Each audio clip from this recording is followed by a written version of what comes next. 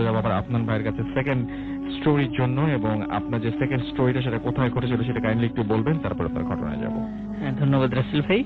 Hello listeners, second story যে ঘটনাটা আমি যে সেকেন্ড স্টোরিটা আমি বলবো, এটা ঘটে সিলেটে, এবং আমি এই ঘটনাটা যার কাছ থেকে শুনেছি তিনি একজন ট্রাক ড্রাইভার। আচ্ছা, আমি একদিন আমার বাসা তো রাজবাড়ি, আমি রাজবাড়ি থেকে আসছিলাম, গলন্দ মোড় থেকে আমি একটা যশোর থেকে আসা বাসে উঠি, যে আমি ওই বাসে ঢাকা যাব আর কি। তো আমার পাশে যিনি বসেছেন উনি বারবার খালি ড্রাইভারের গাড়ি চালানোর সমালোচনা করছেন, যে ড্রাইভার কিভাবে গাড়ি চালায়, এটা এইভাবে করতে পারে। আমি বললাম যে আপনি কি গাড়ি চালাতে পারেন? বলে হ্যাঁ, আমি তো অনেকদিন ধরে ট্রাক চালাই। আমি তখন বললাম যে আপনি কোন রুটে ট্রাক চালান? তখন বললো যে আমি ঢাকা থেকে জাফলং ওই পাথর আনা নেওয়া করে উনি আর কি ট্রাকে। তখন আমি মনে করলাম যে ট্রাক ড্রাইভাররা তো রাতের বেলা অনেক সময় গাড়ি চালায়, অনেক কিছু দেখে। তখন আমি ওনাকে বললাম যে আপনার কাছে কোনো ভয়ের ঘটনা আছে?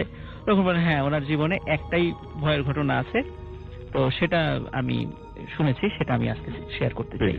তো ঘটনাটি সেটা হচ্ছে যে এটা ঘটনা 80-র দশকে। উনি তখন ছোট ছিলেন, উনি ট্রাকের হেল্পার, প্রথম ছিলেন হেল্পার আর কি, হেল্পার ছিলেন। তো উনি ওনার ওস্তাদের সাথে ওই ট্রাকে জাফলং থেকে পাথর নিয়ে আসতেন, ঢাকাতে নিয়ে আসতেন আর কি। তো এটাই ছিল ওনার কাজ। তো একদিন জাফলং থেকে রাতের বেলা যখন ট্রাকটা লোড করা হয় পাথরের, তখন এলাকার কিছু লোক ওখানে যারা পাথর শ্রমিক যারা ছিল, তখন তারা বললো ভাই একটা আমাদের এখানে একটা ডেড বডি আছে, আমাদের এক শ্রমিক মারা গেছে হঠাৎ করে স্ট্রোক করে, তো এর বাড়ি ব্রাহ্মণবাড়িয়া, আপনি যখন যাবেন। প্রিয় লিসেনার, এই বিষয়টা শুনতে পাবেন ট্রাক ড্রাইভারের ভয়ানক ঘটনা সহ আরো অনেক ঘটনা, যা শুধুমাত্র বাছাইকৃত ভয়ানক ঘটনা। আপনারা যারা প্রতিনিয়ত এই ধরনের বাছাই করা ভয়ানক ঘটনা শুনতে চান, তারা অবশ্যই এই চ্যানেলটি সাবস্ক্রাইব করে নেবেন, কেননা এই চ্যানেলের মধ্যে শুধুমাত্র বাছাইকৃত ভয়ানক ঘটনাগুলো রাত 10টা বাজে পাবলিশ করা হয়। তাহলে চলুন এই ভিডিওর মধ্যে একটি লাইক দিয়ে আমরা প্রত্যেকটা ঘটনা শেষ পর্যন্ত শুনে আসি। তখন ব্রাহ্মণবাড়িয়াতে আমরা দুইজন লোক দিয়ে দিচ্ছি, এদেরকে নামিয়ে দেবেন, এটা মানবিক দিক চিন্তা করে। তখন ওনারা রাজি হচ্ছিলেন না। তারপরে পাথর শ্রমিকরা ওনাদেরকে কিছু টাকা দেওয়ার করলেন, যে এই টাকাটা নেন। তখন দেখলো যে ভালোই তো, এই পাথর নিয়ে যত টাকা হবে লাভ হবে, ওই লাশ নিয়ে সেই ওই পরিমাণ টাকা হবে। তখন ওনারা ওই লোভে পড়ে রাজি হলেন আর কি। আর যেহেতু ওই শ্রমিকগুলো ওদের সাথে মনের সাথে আগে থেকে পরিচিত ছিল, যেহেতু সবসময় পাথর আনা নেওয়া করতেন, এই জন্য না করতে পারেন নাই। ওনারা দুজন লোক, পাথর লোডই ছিল, পাথর দিয়ে ট্রাকটা লোড করা ছিল, পিছনের ওই অংশে ওনারা ওঠেন আর কি, এবং লাশটা কাফনে মোড়ানো ছিল। তো ওনারা দুইজন ট্রাকের উপরে লাশ সহ বসেন, দুইজন শ্রমিক এবং ওই হেল্পার এবং ড্রাইভার ওর গাড়ির ভিতরে ছিল। তখন ওনারা যখন ট্রাক নিয়ে আসছেন, তখন যারা জাফলং এর ওদিকে আসা যাওয়া করেন, তখন আপনারা হয়তো দেখে থাকবেন ওখানে জৈন্তাপুর নামক একটা বাজার আছে। যাওয়ার সময় জাফলং এর আগে জৈন্তাপুর পরে, তো জৈন্তাপুরে এসে ট্রাক ড্রাইভাররা এখনো দেখবেন ওখানে হোটেল আছে, ওনারা ওখানে খাওয়া দাওয়া করেন রাতের বেলা, মোটামুটি সারা রাতই খোলা থাকে। তো তখন অত ভালো ছিল না, ছোটখাটো হোটেল ছিল আর কি ওখানে।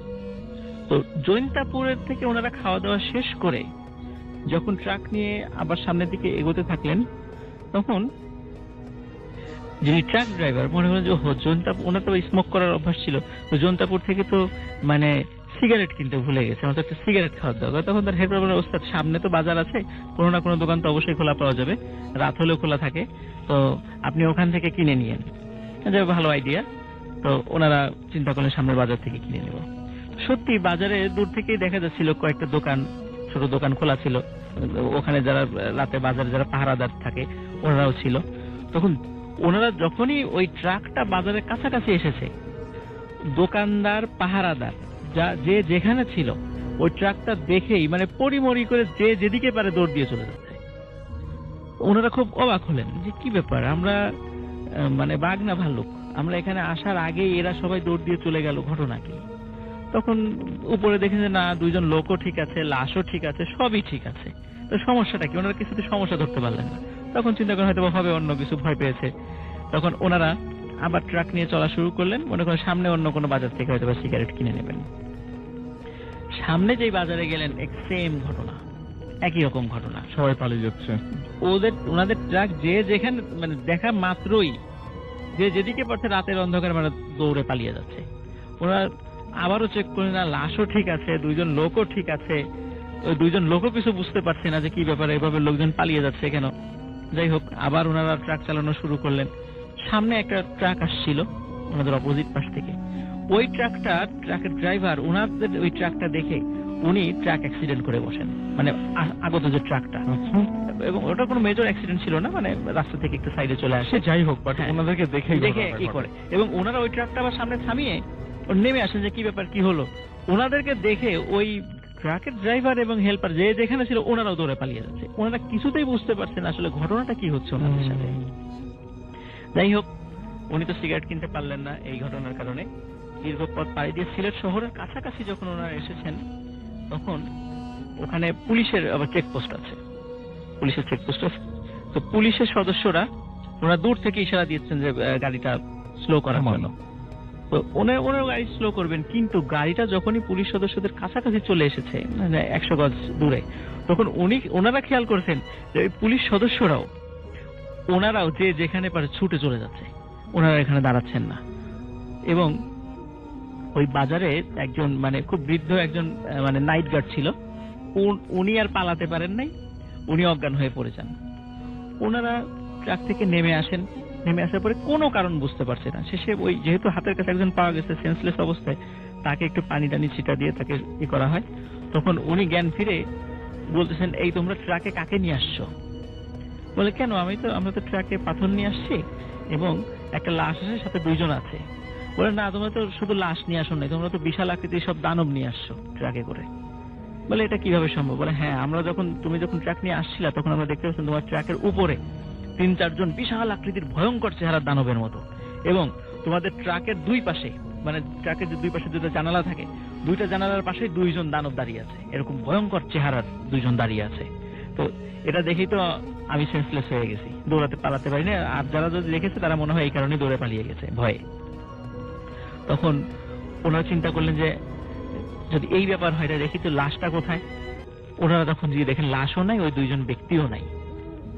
তখন ওনারা খোঁজা শুরু করলেন, সবাই মিলে খোঁজা শুরু করলে তখন দেখলেন ওই 2 জন লোক কিছু একটু দূরেই মানে সেন্সলেস অবস্থায় পড়ে আছে, ট্রাকের উপরে লাশের সাথে যে 2 জন ছিল, যে 2 জন শ্রমিক ছিল। তো ওনাদেরকে আবার জ্ঞান ফিরে আনা হয়।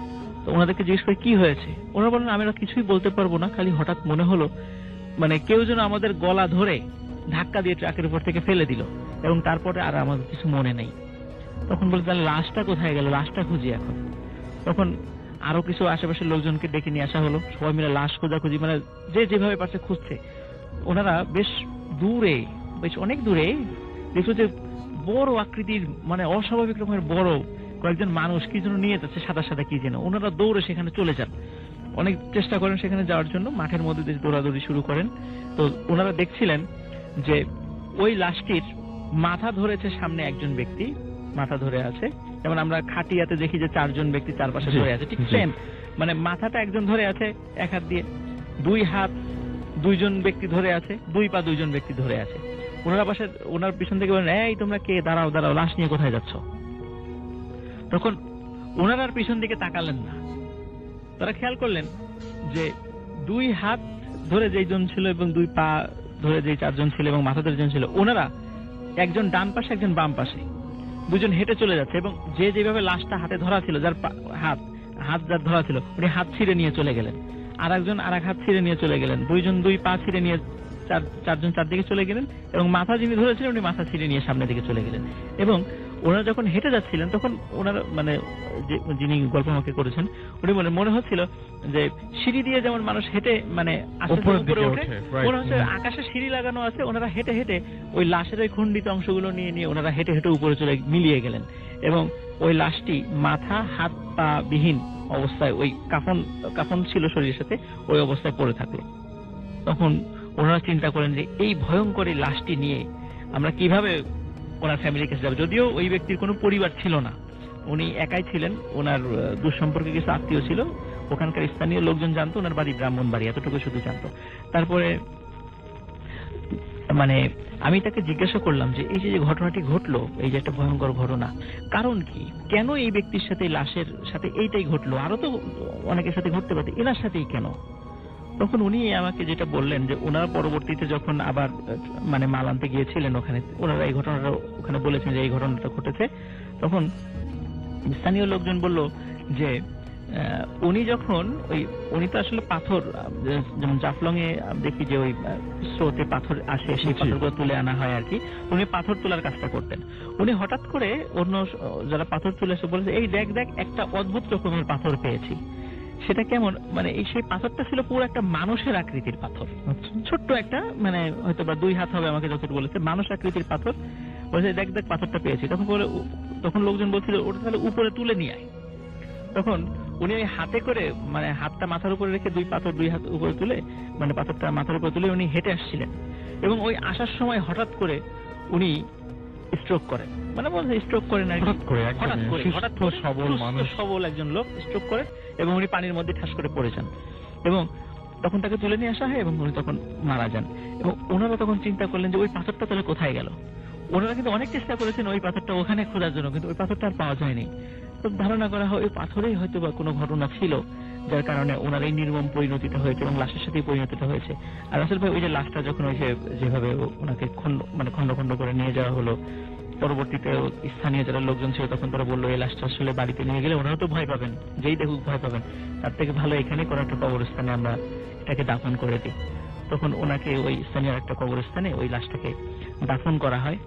তো আসলে ভাই এখানে আর একটা ব্যাপার আমি বলি, যে আমরা যে জৈন্তাপুর সিলেটের যেখানে দেখি আর কি, এখনো যারা যাবেন ওখানে, আমরা জানি যে রাজা গৌর গোবিন্দের সাথে হযরত শাহজালাল রহমতুল্লাহ আলাইহির ওখানে কিন্তু একটা যুদ্ধ হয়েছিল, এবং ইতিহাস যারা জানেন তারা জানেন যে রাজা গৌর গোবিন্দ দেখতেন যে রাজা গৌর গোবিন্দর যে আহত সোলজার গুলো থাকতো, পরের দিন তারা সম্পূর্ণ সুস্থ অবস্থায় আবার যুদ্ধ করত। তো ওইখানেও একটা ঘটনা, ওই জায়গাটার নিয়েও আর একটা ঘটনা আছে।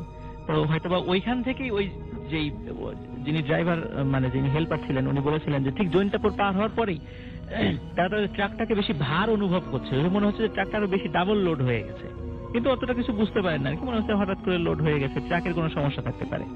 তো হয়তোবা ওই স্থানটাও একটা কারণ হতে পারে, আমার কাছে এটা মনে হয়েছে। ধন্যবাদ, থ্যাংক ইউ ভেরি মাচ। যাব আলিফের কাছে, তার ঘটনা শুনবো আমরা। আসসালামু আলাইকুম লিসেনার্স। রাসেল ভাই আসসালামু আলাইকুম। আজকের দিনে আমাকে স্পেশালি ইনভাইট করবার জন্য।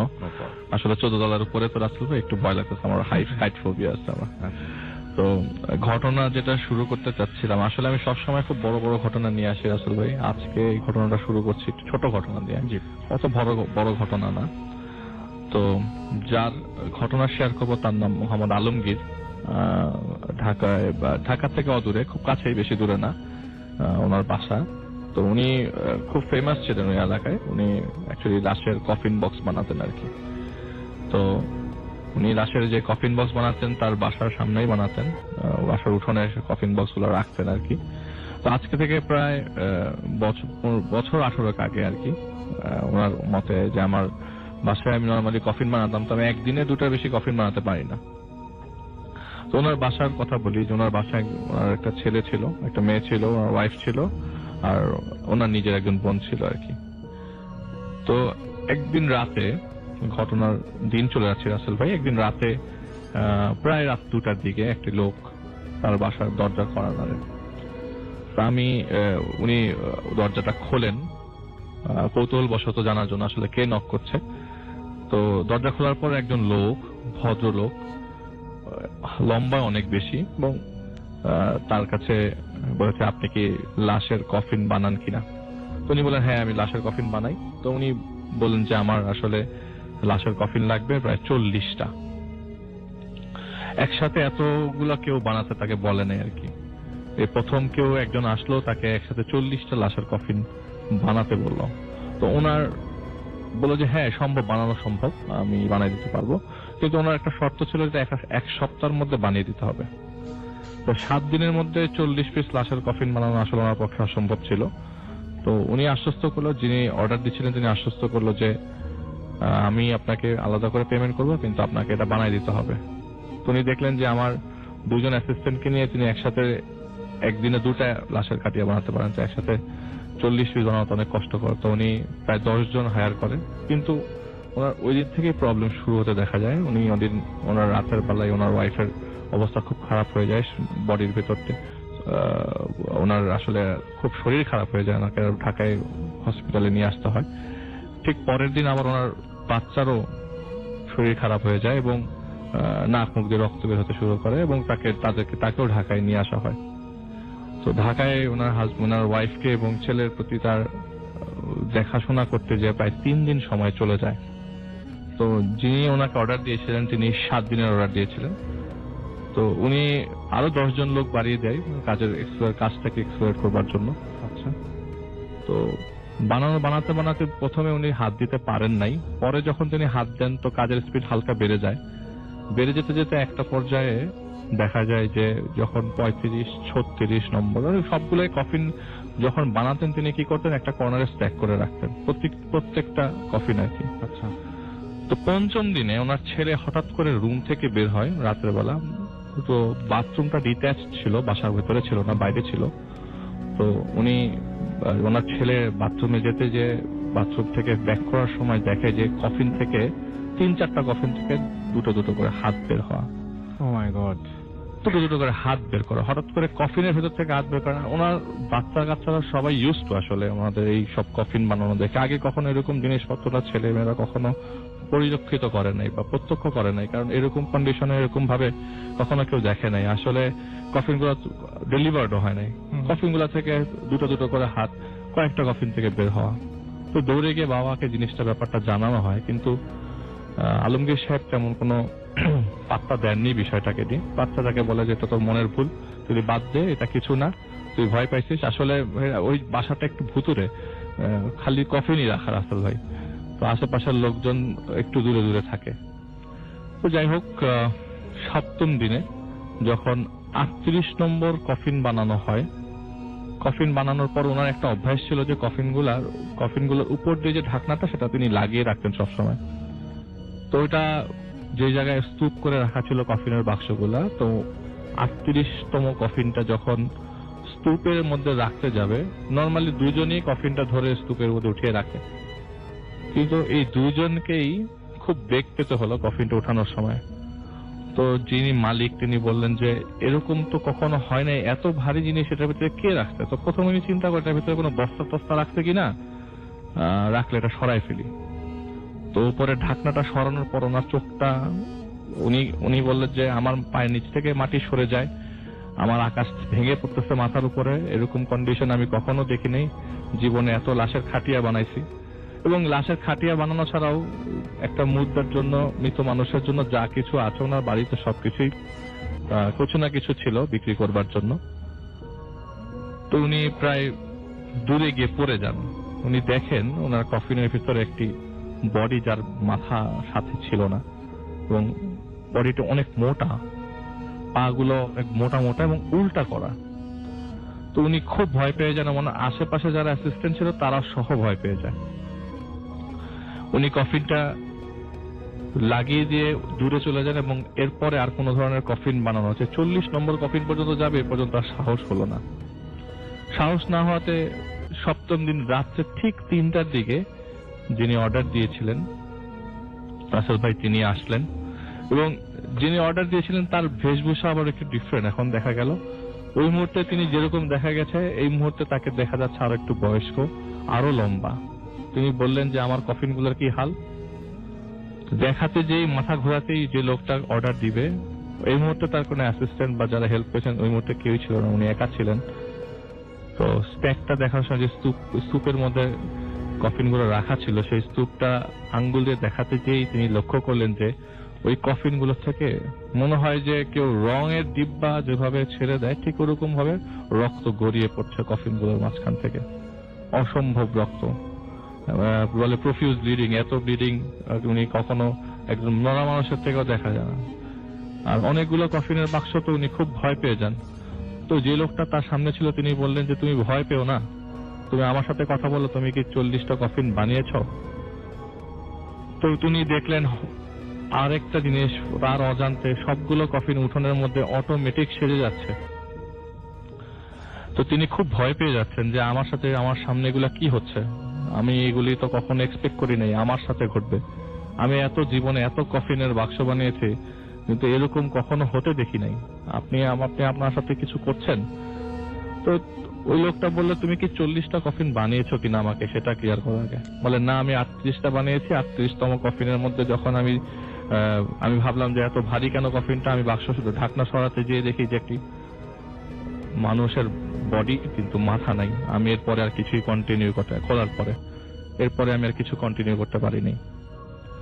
তো তিনি, যে লোকটি অর্ডার দিয়েছিল, তিনি বলল যে এই জন্য তোমাকে ভুগতে হবে। আচ্ছা, তোমাকে ভুগতে হবে, তবে আমি এখন আমার কফিন গুলো নিয়ে যাব। এর মধ্যে কিন্তু রাসেল ভাই উঠোনের সামনে প্রায় 40টা কফিন অলরেডি সেজে গেছে।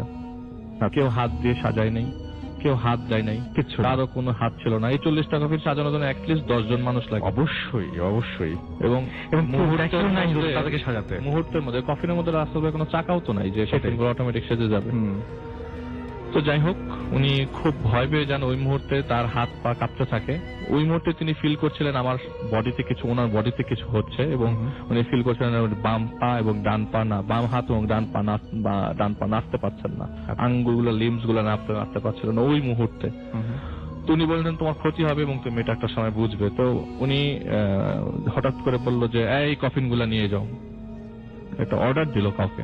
তো ওই মুহূর্তে প্রায় 100 মানুষ, রাসেল ভাই বলে যে আসলে কি বলবো, কিভাবে বলবো, উলঙ্গ অবস্থায় আসছে। কিন্তু আপনি যে ওনারা যে উলঙ্গ সেটা আপনি বুঝতে পারছেন না, কিন্তু আপনার মনে হচ্ছে তারা উলঙ্গ। আচ্ছা, আপনি তাদের বেশভূষায় কিছু বোঝা যাচ্ছে না, ওনার কথায় যে আমি কিছু বুঝতে পারতেছি না, কিন্তু মনে হচ্ছে তারা সবাই উলঙ্গ। এবং মোটামুটি সবাই এসে, এবং সবাই যে আমরা দোয়া পড়তে পড়তে লাশ বহন করে নিয়ে যাই, ঠিক একই ভাবে লাশগুলো বহন করে নিয়ে যাচ্ছে। এবং যখন ওই কফিন গুলোর সাথে উপরের ঢাকনাটা লাগানো ছিল না, তো লাগানো অবস্থায় যখন লাগছে, অটোমেটিক লাগছে তার চোখের সামনে, এবং সব অসম্ভব ঘটনা তার চোখের সামনে ঘটতেছে। তো যখন লেগে যাচ্ছে তখন মনে হচ্ছে ভিতরে একটা মাথা আছে, এরকম কিছু। প্রত্যেকটা কফিনের মধ্যে মনে হচ্ছে যে রাসেল ভাই একটা করে বডি আছে। তো সবাই বডিটাকে ধরে, আমরা যে কফিন বা লাশ যখন নিয়ে কবর স্থানে যাই, যে দোয়া পড়তে পড়তে আল্লাহকে ডাকতে থাকে, ওরকম ভাবে সবাই লাশগুলো কফিন করে এবং সিরিয়ালি ধরে নিয়ে তার বাড়ি থেকে নিয়ে চলে যায়, এবং তাকে বলে যায় যে তুমি এই জন্য তুমি সাফার করবা। তো ওই লোকটা চলে যায়। ঠিক পরের দিন রাসেল ভাই সন্ধ্যার দিকে, মাগরিবের নামাজের পর, উনি আর বাম হাত এবং বাম পাতে কিছু ফিল করতে পারে না। স্টিল নাও এখন পর্যন্ত তিনি ওরকম অবশ হয়ে আছে, তার বাম হাত বাম পা। তার ব্রেন এক পাশে, বাম পাশে হালকা কাজ করে, বাম চোখে তিনি দেখেন না। আচ্ছা, বাম সাইডটা মোটামুটি তার প্যারালাইজড হয়ে যায় লাস্ট 15 ইয়ার্স ধরে। এই ছিল রাসেল ভাই। এখন তার মানে এই অবস্থায় তিনি আছেন, এই অবস্থায় তিনি আছেন, এবং এটার কোনো ব্যাখ্যাও পাওয়া যায়নি। রাসেল ভাই এটার ব্যাখ্যা তিনি খোঁজেন নাই, এবং এরপর থেকে তার বাসাতে তার ছেলেই সব ধরনের ইনকাম করে, তিনি একদম অচল অবস্থায় পড়ে যান। ওকে, এই ছিল রাসেল ভাই ঘটনা। সো এই ছিল ঘটনা। আমরা যাচ্ছি আবার আপনার ভাইয়ের কাছে, আপনাকে খুঁজছিলাম আমি, আপনার ঘটনা শুনি। আসসালামু আলাইকুম লিসেনার্স, ধন্যবাদ রাসেল ভাই আবার সুযোগ দেওয়ার জন্য। এখন আমি যে ঘটনাটি শেয়ার করতে যাচ্ছি, এটি আমার এক ছোট ভাই, যেটা ওর বাড়ি হচ্ছে রাজবাড়ী জেলার কাজীবাধা নামক স্থানে। ওর নাম সজীব। ও ফরিদপুরের শ্যামসুন্দরপুর নামক একটা গ্রাম আছে, ওই গ্রাম থেকে এই ঘটনাটি কালেক্ট করে আমাকে দিয়েছে ভূত এফএমে শেয়ার করার জন্য। এটা আমি শেয়ার করতে যাচ্ছি। শ্যামসুন্দরপুর গ্রামে এই ঘটনাটি বেশ প্রচলিত। তো এই ঘটনাটি ঘটে 1955 সালের দিকে। তো 1955 সালে ওই গ্রামের একটি বাড়ি ছিল, সেই বাড়িতে বেশ সম্ভ্রান্ত একটা বাড়ি ছিল, ধনী পরিবার আর কি। ওই ধনী পরিবারের যিনি মহিলা ছিলেন আর কি, ওরা হঠাৎ করে ওনার একটা রোগ হয়। ওই রোগে ওনার শরীর অস্বাভাবিক রকমের ফুলে যায়। তো ফুলে যাওয়ার পর উনি যেহেতু শরীরে অনেক গহনা পরতেন, স্বর্ণের গহনা পরতেন, তো ওই অস্বাভাবিক রকমের ফুলে যাওয়ার কারণে উনি মারা যান হঠাৎ করে। কিন্তু সমস্যা হলো, ওনার যখন লাশের যখন গোসল দেয়া হবে, তো ওই হাত যেহেতু অতিমাত্রায় ফুলে গিয়েছে, হাতের যে গহনাগুলো ছিল, বালা যেগুলো ছিল, এগুলো কিন্তু আর খোলা যায় নাই, কিন্তু ওনার গলায় যে গহনাগুলো ছিল এগুলো খোলা গিয়েছিল।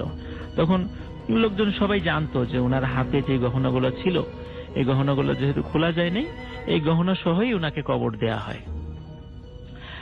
ওই গ্রামের দুইজন লোক, তারা চিন্তা করে যেহেতু ওই মহিলার হাতে অনেক ভারী ভারী, ডান হাতে বা হাতে তিনটা করে 6টা স্বর্ণের বালা আছে, সুতরাং আমরা রাতে গিয়ে ওই কবরটি খুঁড়ে ওনার হাত থেকে ওই বালাগুলো আমরা ছোটানোর ব্যবস্থা করব। তো যে ভাবা সেই কাজ। ওনারা রাতের বেলা, তৎকালীন সময় তো এরকম কবরস্থান ছিল না, এরকম লাইটও ছিল না, অত্যন্ত একটা ভয়ঙ্কর কবরস্থান বলতে একটা আতঙ্কের জিনিস একটা বোঝাতো ওই সময়তেই আর কি, ওই সময় আর কি, যে 50-এর দশকে। তো ওনারা দুজন ওখানে যান, যাওয়ার পর কবরটি খোঁড়েন, মানে মৃত্যুর 2 দিন পর আর কি, লাশ তখনও কিছু হয়নি আর কি। তো খোলার পরে যখন দেখলেন যে আসলে তো হাত অনেক মোটা, কিন্তু এখান থেকে আর বালা খোলার কোনো উপায় নাই। বালা খোলার একটাই উপায়, কবজি থেকে হাতটি কেটে ফেলতে হবে, তাহলেই শুধুমাত্র বালাটা বের করা সম্ভব। ওনারা আগের থেকে সেই প্রস্তুতি নিয়ে গিয়েছিলেন এবং যথারীতি ওনারা তাই করেন। কবজি থেকে হাতটি মানে কেটে ফেলেন এবং ওই বালা 3টি করে 6টি বের করে নিয়ে আসেন, 2 হাতই কাটেন এবং ওনারা 3টা করে বালা ভাগ করে নিয়ে চলে যান এবং কবরটা আবার সুন্দর করে এমন ভাবে ঢেকে দেন যাতে কেউ কিছু বুঝতে না পারে। ওনারা যথারীতি ওই জিনিসগুলো নিয়ে বাসায় চলে আসেন। প্রথমে 1-2 দিন কোনো সমস্যা হয় না। 3য় দিন রাত্রে একটা ঘটনা ঘটে, সেটা হচ্ছে ওদের মধ্যে একজন, উনি রাত্রে ঘুমিয়েছিলেন, হঠাৎ করে ফিল করলেন কে যেন ওনার গলাটা চেপে ধরেছে, মানে গলা চেপে ধরে মেরে ফেলার চেষ্টা করছে। তো উনি হাত দিয়ে ছোটানোর চেষ্টা করছিলেন, কিন্তু খেয়াল করলেন যে যে জিনিসটি ওনার গলায় চেপে ধরেছে সেটি শুধু আঙ্গুল থেকে কবজি পর্যন্ত, এরপরে আর কোনো হাতের কোনো অস্তিত্ব নাই, শুধু এতটুকু জিনিস ওনার হাত চেপে ধরেছে। উনি প্রচুর চিৎকার চেঁচামেচি শুরু করেন। ওনার পাশে ওয়াইফ ছিল, উনি ঘুম ভেঙে যান। ভেঙে যাওয়ার পরে ওনার ওয়াইফ এবং উনি দুজনেই দেখেন যে ওই ছোট্ট হাত, 2টা হাত, মানে কবজি পর্যন্ত হাত, এই 2টো হাত উড়ে গিয়ে সুন্দর করে জানালার যে জানালাটা ছিল, জানালার কপাটটি খুলে জানালা দিয়ে বের হয়ে গেল। ওনারা দুজনেই সেটা দেখেছেন। যখন এটা দেখলেন দুজনেই খুব ভয় পান। পরের দিন যিনি ওই যে বালা চুরি করেছিলেন ওই লোকটি, তার সহযোগী যিনি আরেকজন সাথে ছিলেন, তাকেও ঘটনাটি শেয়ার করেন। শেয়ার করার পর ওই লোকটি বলে একই ঘটনা ওই রাত্রে তার সাথেও ঘটেছে, মানে সেম ঘটনা ওই একই রাত্রে 2 জনের সাথে ঘটে। তো ওই 2 জন ওই খুবই ভয় পেয়ে যান। তারপরে ওই আমরা জানি রাসেল ভাই, ওই যে আগে দেখতাম যে বৃষ্টি হলে অনেক সময় কই মাছ পুকুর থেকে উঠে আসে, আমরা এটা দেখতাম, আমিও দেখেছি আর কি। তো ওই সময় ছিল বর্ষাকাল, বৃষ্টি হচ্ছিল, হঠাৎ করে রাতের বেলা বৃষ্টি শুরু হয়। তখন ওই যিনি ওই যে হাত কেটে বালা নিয়ে এসেছিলেন, উনি চিন্তা করলেন যে ওনার বাসার পাশেই তো পুকুর, ওই পুকুরে আবার প্রচুর মাছ টাছ আছে এবং একটা বাঁশের ঝোড়ও আছে সেখানে। তো উনি একটা, ওই সময় ওনার কাছে টর্চ লাইট ছিল না, তা হারিকেন জ্বালিয়ে, হারিকেনের উপর পলিথিন দিয়ে যাতে বৃষ্টির পানি না পড়ে, উনি আরেকটা ছাতি নিয়ে ওই মাছ উনি সংগ্রহ করবেন, মাছ উঠে এসেছে কিনা এইটি দেখার জন্য উনি বাইরে বের হন। এবং সত্যি সত্যি গিয়ে দেখলেন যে অনেক বেশ ওই বাঁশের নিচে যেখানে বৃষ্টির পানি প্রবাহ হয়ে পুকুরে চোখ পড়ে যাচ্ছে, সেখানে ছোট ছোট কি যেন লাফালাফি করছে অনেক। তো উনি মনে করলেন এগুলো মাছ, এগুলো আমি এখন যে ধরি। তো উনি কিছু জিনিস, মানে মাছ রাখার জন্য একটি পাত্র নিলেন, পাত্র নিয়ে সেখানে গেলেন। যাওয়ার পরে একটু ভালো করে খেয়াল করলেন যে জিনিসগুলো লাফালাফি করছিল ওগুলো আসলে মাছ না, অসংখ্য কবজি থেকে কেটে ফেলা হাত লাফালাফি করছিল সেখানে, মাছের মতো। উনি দূর থেকে সেটা মাছ মনে করেছিলেন এবং উনি যখন ওটা দেখে যখন ভয় পেয়ে দৌড় দিয়ে বাসা আসতে যাবেন, তখনই ওই কবজি থেকে এই হাতটি, 2টি হাত ওনার পা চেপে ধরেন। পা চেপে ধরে টানতে টানতে পুকুরের দিকে নিয়ে যাওয়ার চেষ্টা করে, কিন্তু উনি অনেক চেষ্টা করে ওখান থেকে রক্ষা পেয়ে দৌড়ে ঘরে চলে আসেন। ঘরে চলে আসার পরে উনি ওনার স্ত্রীকে এই ঘটনাটি সম্পূর্ণ শেয়ার করেন যে আসলে ওনারা এই কাজটি করেছেন এবং যার ফলে এই হাতের, এই কবজি থেকে কেটে ফেলা এই হাতের এই ঘটনাটি ওনাদের সাথে ঘটছে। তখন ওনার স্ত্রী পরামর্শ দেন যে তুমি ভালো কোনো হুজুরের সাথে কি আলোচনা করো। উনি কি পরামর্শ দেন এই বিষয়টি নিয়ে। তখন ওনারা ওই যে যারা 2 জন বন্ধু আর কি, যিনি কাজটা করেছেন, 2 জনই একজন হুজুরের কাছে গিয়ে পরামর্শ করেন। তখন হুজুর একটাই পরামর্শ দেন, সেটা হচ্ছে যে তোমরা যে কাজটা করেছো, অন্যায় করেছো, তোমরা এই বালাগুলো আবার ওই কবরে রেখে আসো। তখন ওনারা চিন্তা করেন আবার সত্যি তাহলে আমরা ওই কবরে গিয়ে ওইটা রেখে আসবো। তখন ওই কবরে রেখে যেদিন ওই হুজুরের কাছে পরামর্শ করতে গিয়েছিলেন, ওদিন ফিরতে ফিরতে আবার ওনাদের রাত হয়ে যায়। তো ওনারা যখন বাসায় ফিরছিলেন 2 জন একই সাথে, তখন ওনাদের রাস্তায় আসার পথে একটি বড় বট গাছ পড়ে। তো হঠাৎ করে রাতের বেলা খেয়াল করলেন আসার সময় যে ওই বট গাছে ওই যে মহিলাটি যিনি মারা গিয়েছিলেন উনি ঝুলছে, কিন্তু গলায় ফাঁস দিয়ে ঝুলছে না, মানে গলায় কোনো দড়ি নাই, এমনি শূন্যে ঝুলছে এবং ওনার হাত 2টো কাটা এবং দূর থেকে ওনাদেরকে ইশারা করে দেখাচ্ছে ওই মহিলা, এই দেখো আমার হাত নাই। এবং ওই যে হাত দুটি ওনার কবজি থেকে আলাদা হয়ে হাত দুটি, ওই হাত দুটি মানে উড়ে উড়ে ওনাদের দিকে আসছে। ওনারা ওখানেই দুইজনই সেন্সলেস হয়ে পড়ে যান। পরবর্তী দিন সকালবেলা লোকজন ওখানে পায় ওনাদেরকে। তবে এই ঘটনাটি উনি প্রথমে কাউকে শেয়ার করেনি কি কারণে ওনারা ওখানে সেন্সলেস হয়ে গিয়েছিলেন। তো পরবর্তীতে এই ঘটনাগুলো ওনার শুধুমাত্র ওনাদের ওয়াইফকে এই ঘটনাগুলো শেয়ার করেছিলেন।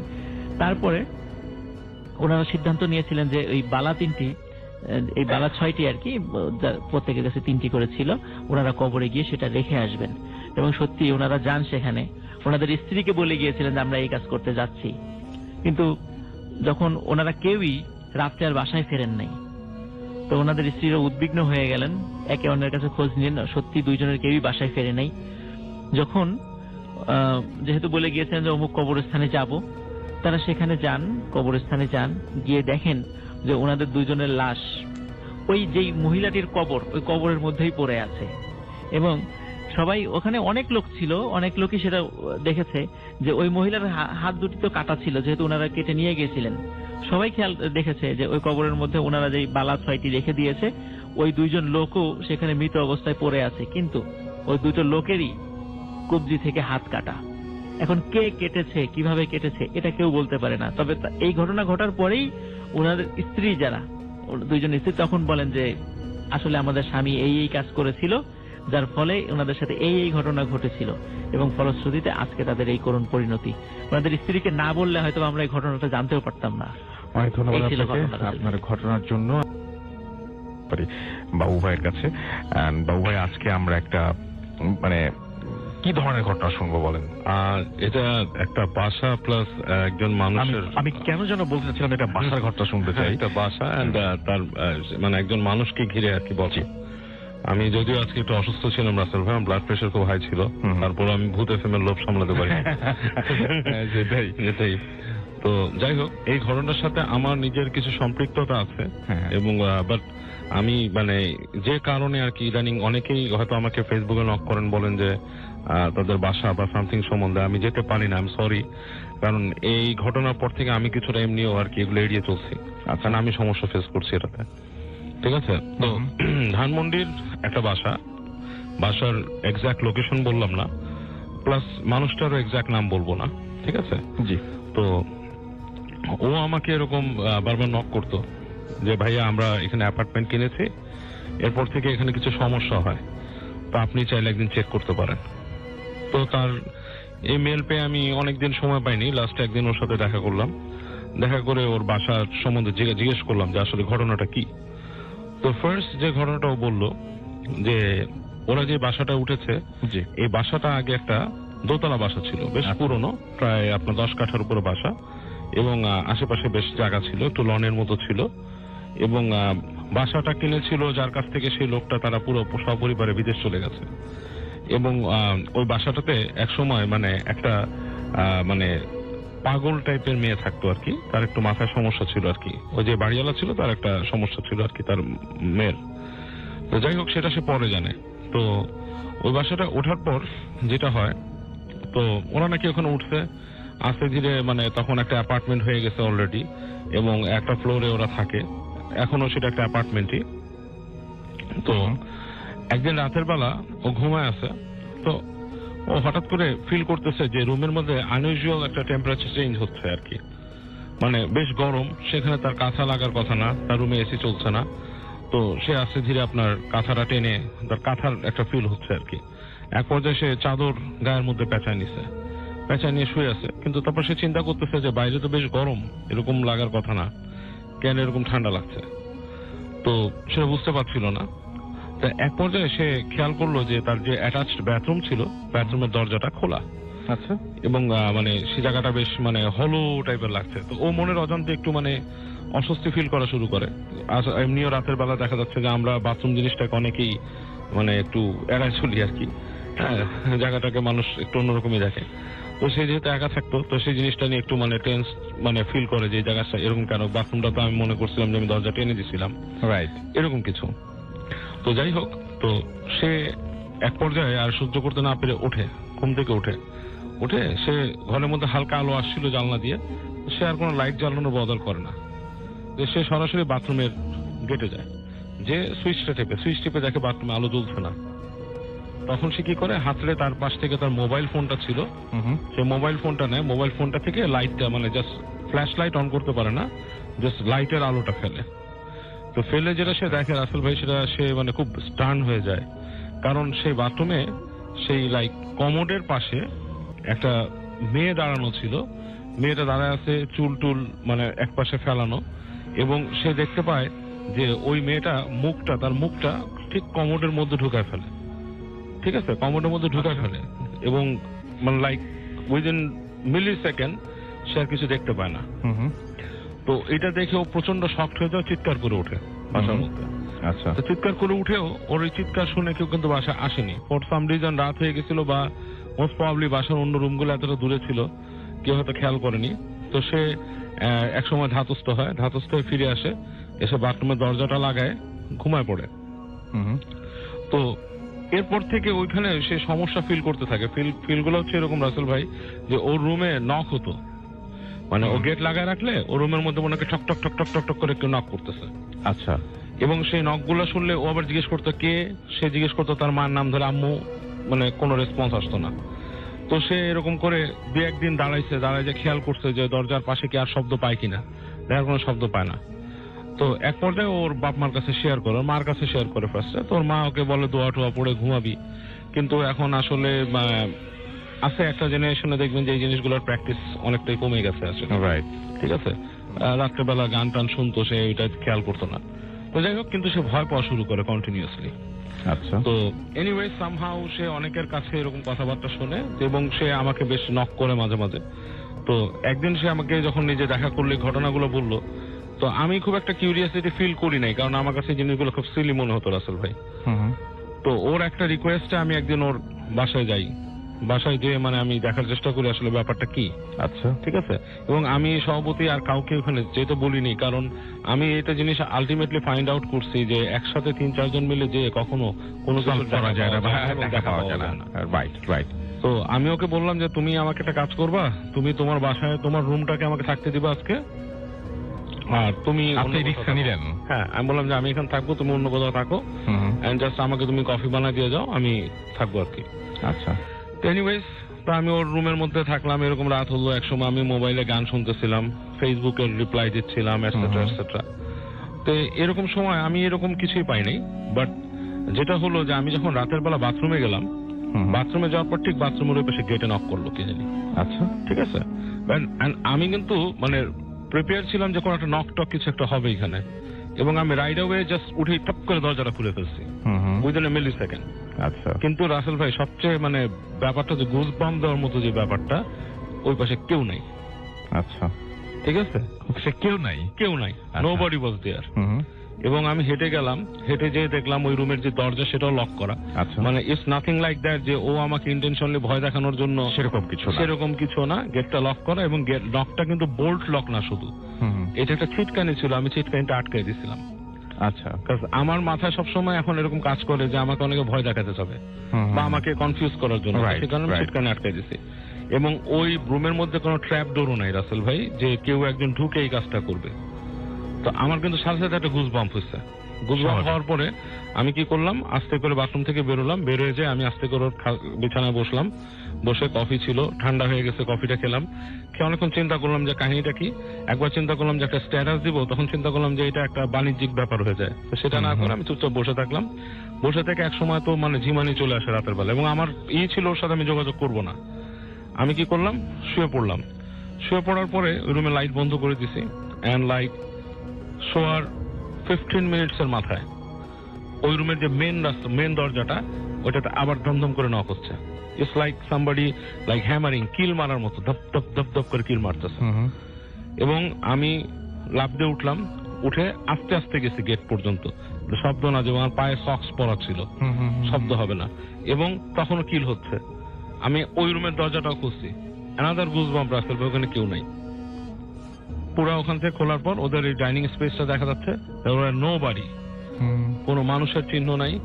Wonderful, wonderful, it's very shocking একটা জিনিস। ঠিক আছে, এবং আমি তখন দোয়া পড়লাম, দোয়া পড়ে গেটটা আটকাই দিলাম, এবং আমি রাতের বেলা ওর বিছানার মধ্যে আটশোয়া হয়ে থাকলাম।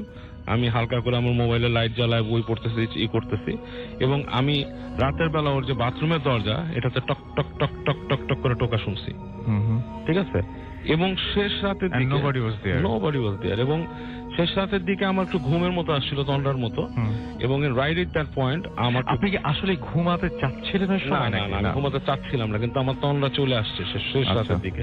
এবং জিনিস যেটা হয়েছে, শেষ রাতে যখন তন্ডা চলে আসছে তখন আমি like almost I fell in sleep, এবং আমার মনে হলো যে কোনো একটা মানুষ, ইটস লাইক ক্রিপলড, মানে হাত পা আগা বাঁকা এরকম কোন একটা ক্রিপলড মানুষ এসে হঠাৎ করে আমার গায়ের উপর ঝাঁপায় পড়লো, হ্যাঁ, কাইন্ড অফ লাইক দ্যাট। এবং আমি কিন্তু মানে আপনি একটু সবার সুবিধাজনক ব্যাপারটা হচ্ছে কোন কোন জায়গায় দেখেছেন? হ্যাঁ, যেমন পা দুটো এরকম বাঁকানো, মানে দুই দিকে, like, হ্যাঁ। দুই দিকে, যেমন মানুষের অনেকের দেখা গেছে ছোটকালে হলে হয়, দেখবেন আপনার ওই যে অসুখ হলে, পোলিও হলে পা বাঁকায় যায়, জাস্ট লাইক সেরকম বাঁকানো, হাতগুলো সেরকম বাঁকানো, এবং মুখের মধ্যে ধরেন, মানে আমি আরো সহজ করে বলে দিই সবার বোঝার জন্য, যে একটু উল্টানো টাইপের, উল্টানো টাইপের, রাইট, জাস্ট লাইক দ্যাট, এরকম কিছু একটা ঝাঁপায় পড়লো আমার উপরে, হ্যাঁ, ঠিক আছে।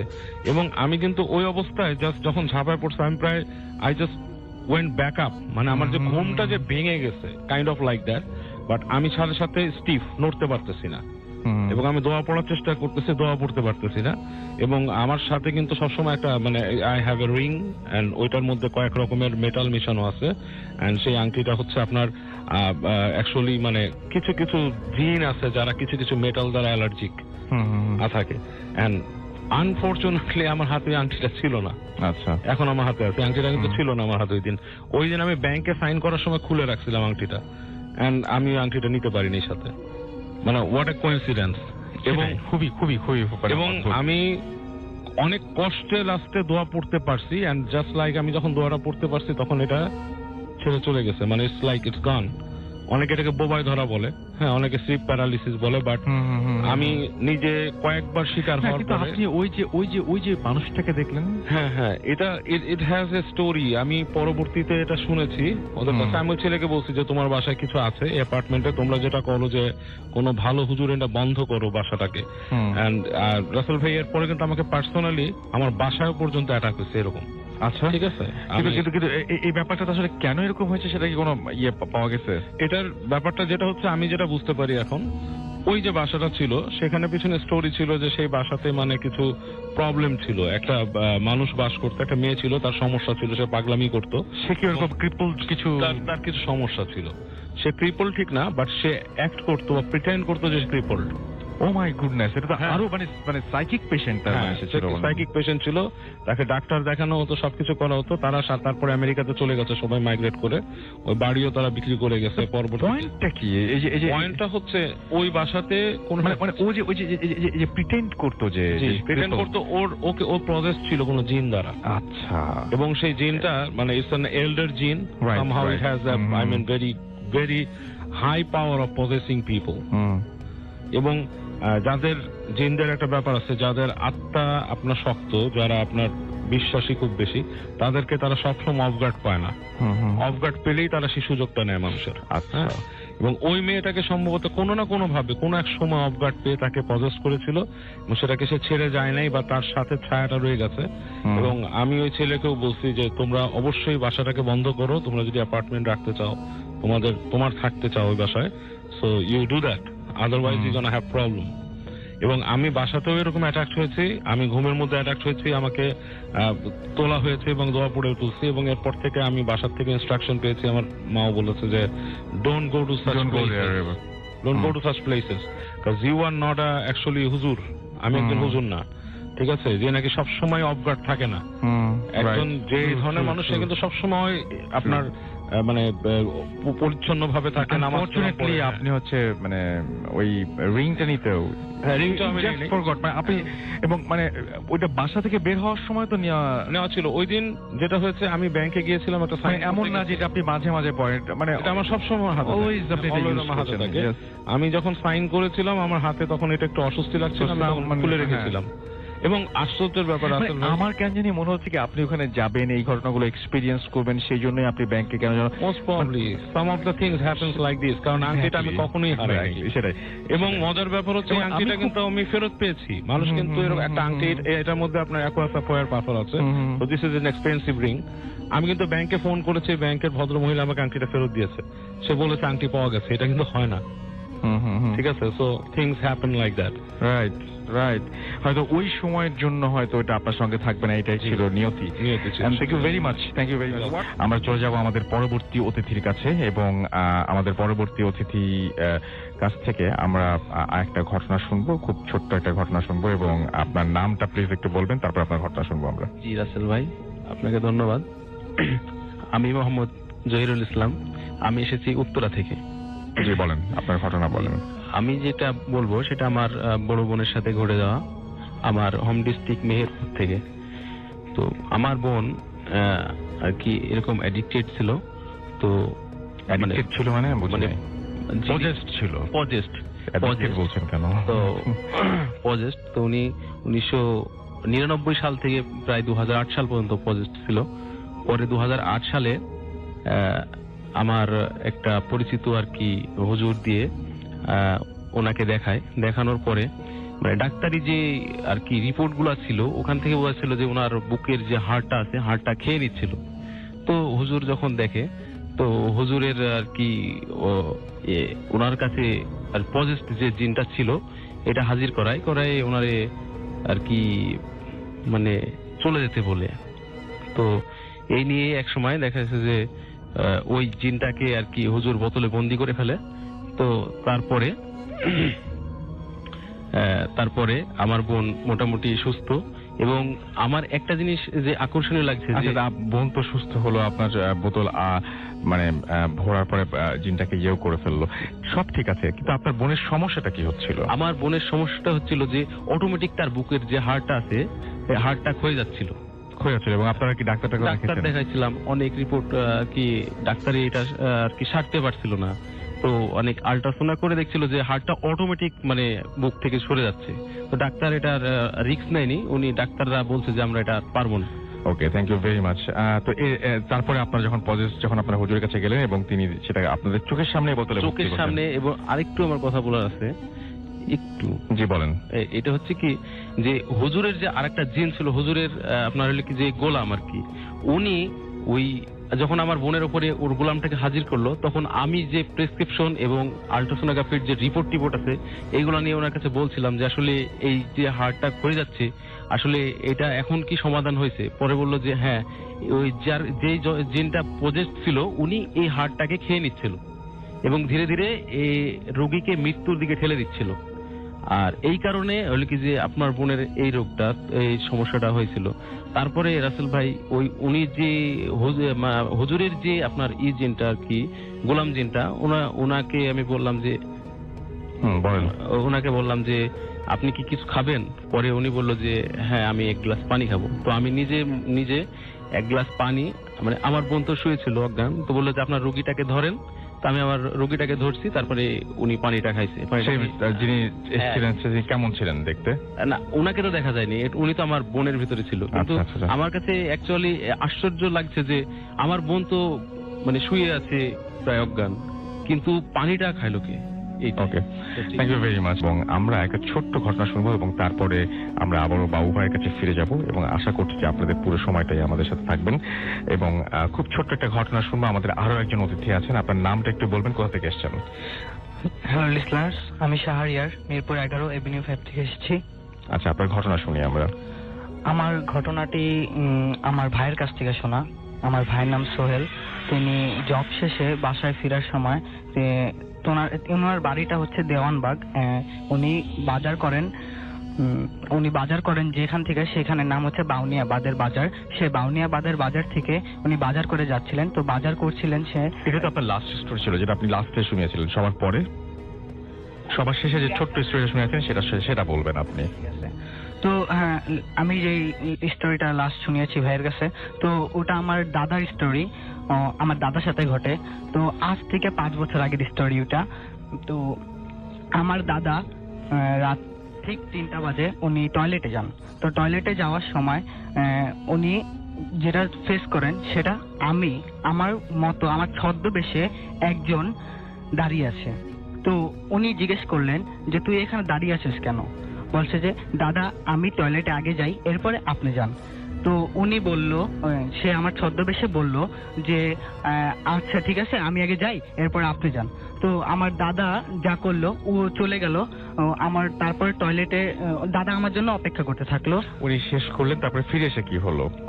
তো ফিরে ওই অবয়বটা আর ভাইয়া ফিরে আসে না। অবয়বটা করে কি অনেকক্ষণ লাগে। তো দাদা কি করছে, আমি ফিরে না আসায় সে টয়লেটে টয়লেটে যায়, দেখে যে আমি আছি কিনা, দেখে কেউ নাই। তো সে খুব ভয় পায় কিছু না করেই তাড়াতাড়ি ওনার রুমে প্রবেশ করে। তো এক সময় কি হয়, সকালবেলা যখন আমার আম্মুকে উনি জিজ্ঞেস করেন যে ও কি শাহরিয়ার কি আসলেই টয়লেটে গেছিল রাত্রেবেলা? তো আমার আম্মু বলে এটা ইম্পসিবল, এটা অসম্ভব, ও কোনোভাবেই যাইতে পারবে না, এবং আমাকে ছাড়া তো ও কোনোভাবেই যেতে পারবে না, কারণ আমি খুব ছোট ছিলাম। তো ভাইয়া এটাই ছিল আমার ঘটনা। আচ্ছা, থ্যাংক ইউ ভেরি মাচ। আপনার ছোট্ট স্টোরি শুনে আসি।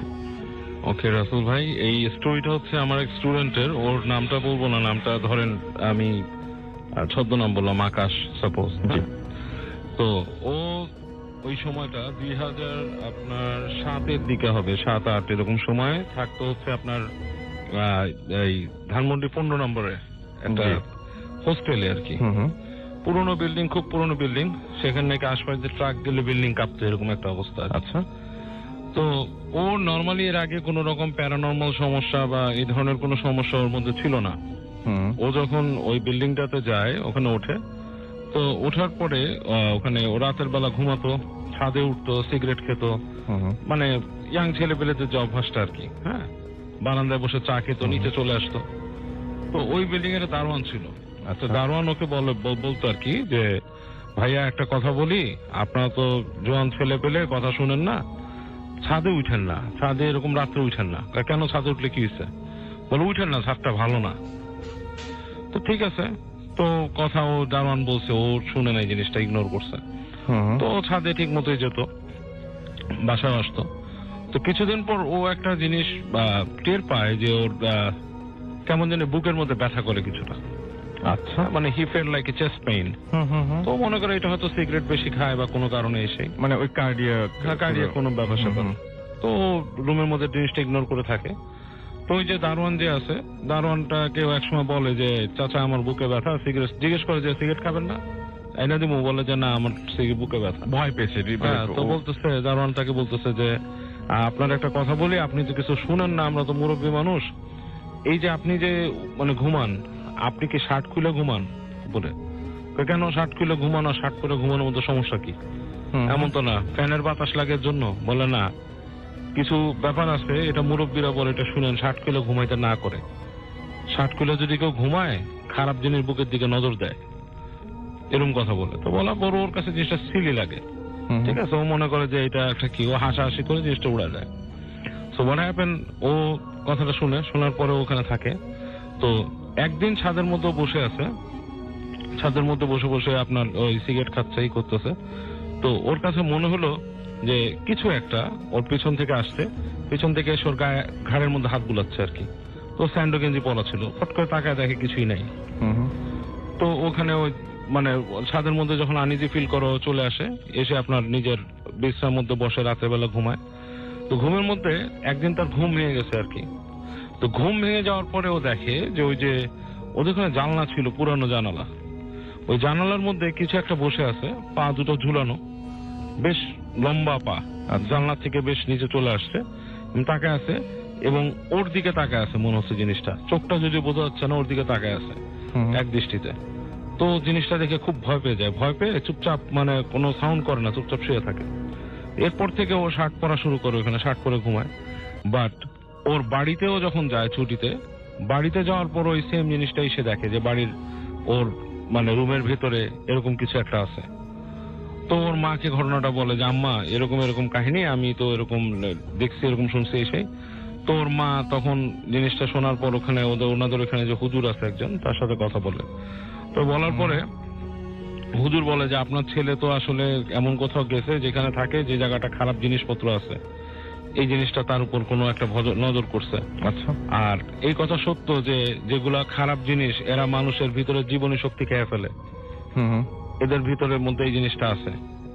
তো যাই হোক, ওকে আপনার এরপর অনেক ট্রিটমেন্ট দেওয়া হয়। ট্রিটমেন্ট গুলোর মধ্যে অনেক ভয়ঙ্কর ট্রিটমেন্ট ছিল, যেমন ওকে বলা হয় যে গ্রামের 3 রাস্তার মোড়ে গায়ের মধ্যে কাঁচা হলুদ মাখায় নিয়ে যায়, নিয়ে যে ওখানে গোসল করতে চায়, তো সে গোসল করতে চায় না, এরকম 2 দিন 3 দিন মানে বেশ প্রবলেমেটিক ভাবে ওর জিনিসগুলা মানে আপনার করে, মানে প্রবলেমেটিক ভাবে জিনিসগুলো ওর মানে সলভ হওয়ার পথে যায়, কিন্তু but it's a lot of problems he has to go through.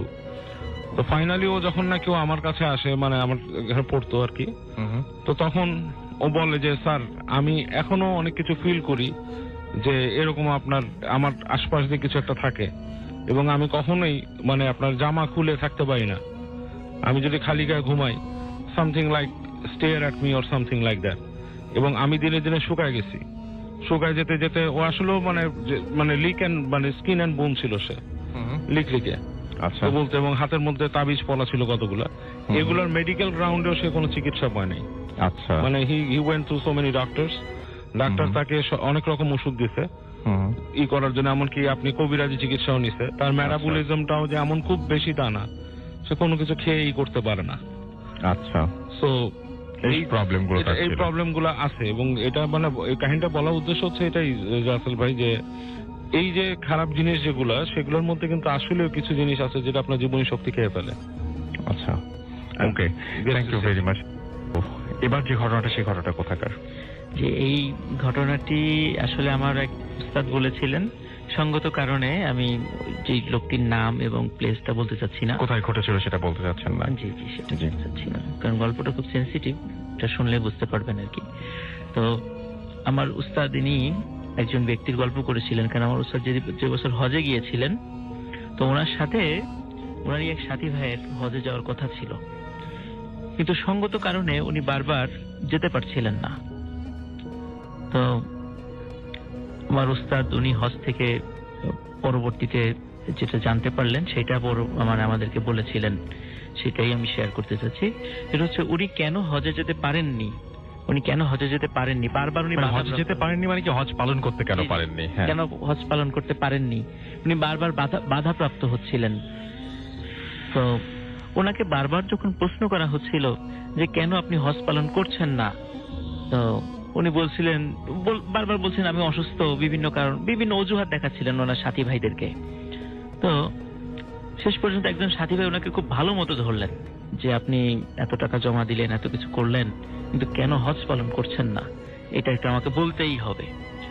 উনিও খুব বেশ বিব্রতকর পরিস্থিতিতে পড়ে গিয়েছিলেন, ওনার কারণে অন্যদের অসুবিধা হচ্ছিল। তো উনি তখন বললেন যে আসলে কি ঘটনা। তখন বলছেন যে আমি হজ পালন করব কিভাবে, আমি যখনই মানে হজ পালন করার জন্য কাজ শুরু করতে যাই, তখনই দেখি আমার মানে বোনের ছেলে, ছোট্ট বয়স 7-8 বছর বা 9 বছর হবে, এই ছেলেটি বিশাল এক দা নিয়ে আমার পথের কাছে দাঁড়িয়ে আছে, মানে বিশাল এক দা নিয়ে আমার মানে পথিমধ্যে দাঁড়িয়ে আছে। তো এখন বলছে যে আপনার এই ভাগিনা এখানে কিভাবে আসবে, এটা কিভাবে সম্ভব, এখানে কিভাবে আসবে? তখন বলছেন যে আমার কথাও তো সেটা, আমার ভাগিনার তো এখানে আসার কোনো সম্ভাবনাই নেই, কারণ আমার ভাগিনাকে আমি নিজের হাতে হত্যা করেছি। তখন ওই লোকটি খুব অবাক হলেন যে আপনি আপনার ভাগিনাকে নিজের হাতে হত্যা করেছেন, কিন্তু কেন?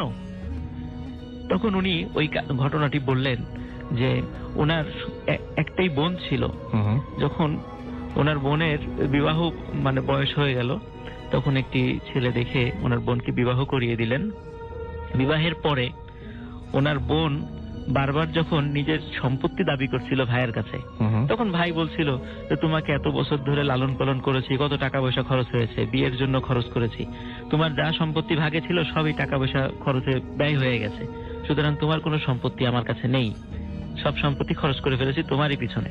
তখন বোন ভাইয়ের সাথে আর বেশি আর্গুমেন্টে যায় নাই, কারণ হচ্ছে যে যেহেতু বাবা মা মারা যাওয়ার পরে ভাই তাকে বড় করেছিল, এই জন্য উনি আর কোনো আর্গুমেন্টে যান নাই। কিন্তু কিছুদিন পরে ওনার সন্তান হয় এবং ওনার স্বামী খুব অসুস্থ হয়ে যান। যখন স্বামীর চিকিৎসার জন্য বারবার ভাইয়ের কাছে আসছিল যে ভাই আমাকে কিছু টাকা দাও, স্বামীর চিকিৎসা করাবো, তখন বলছেন যে আমি তোমাকে কোনো টাকা দিব না। এভাবে বারবার তার বোনকে ফিরিয়ে দিয়েছে এবং একদম বিনা চিকিৎসায় ওই মহিলাটির স্বামী মারা যায়। তখন অনেক কষ্টে ওনার সন্তানকে উনি বড় করতে থাকেন এবং এক পর্যায়ে উনি নিজেও অসুস্থ হয়ে যান। সন্তান যখন আবার একটু বোঝা শিখেছে, 7-8 বছর বয়স হয়ে গেছে, তখন তার মামার কাছে গিয়ে বলেছে যে মামা আমার মাও অসুস্থ, তার চিকিৎসা করা প্রয়োজন, আপনি কিছু টাকা পয়সা দেন।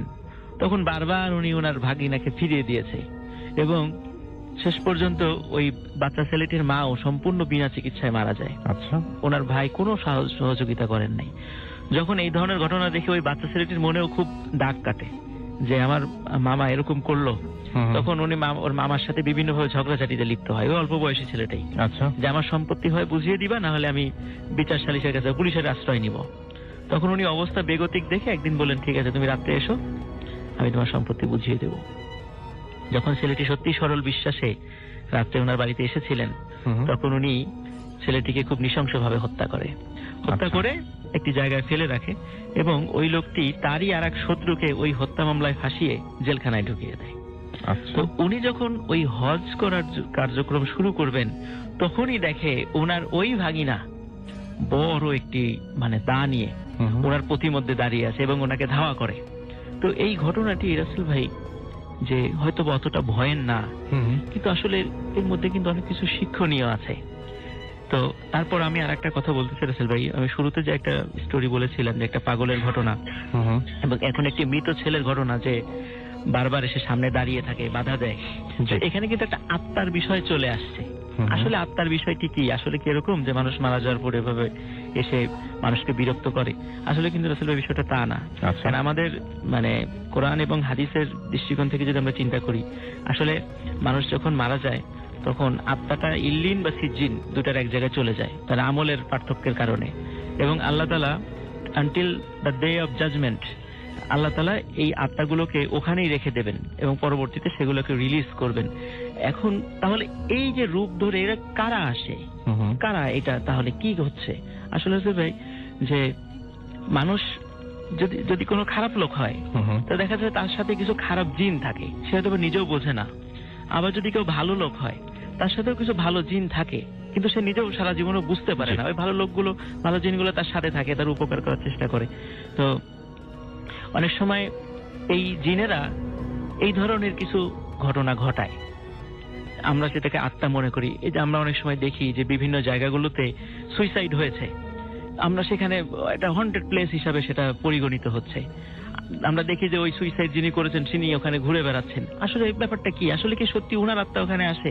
না, আসলে কিন্তু বিষয়টা তা নয়।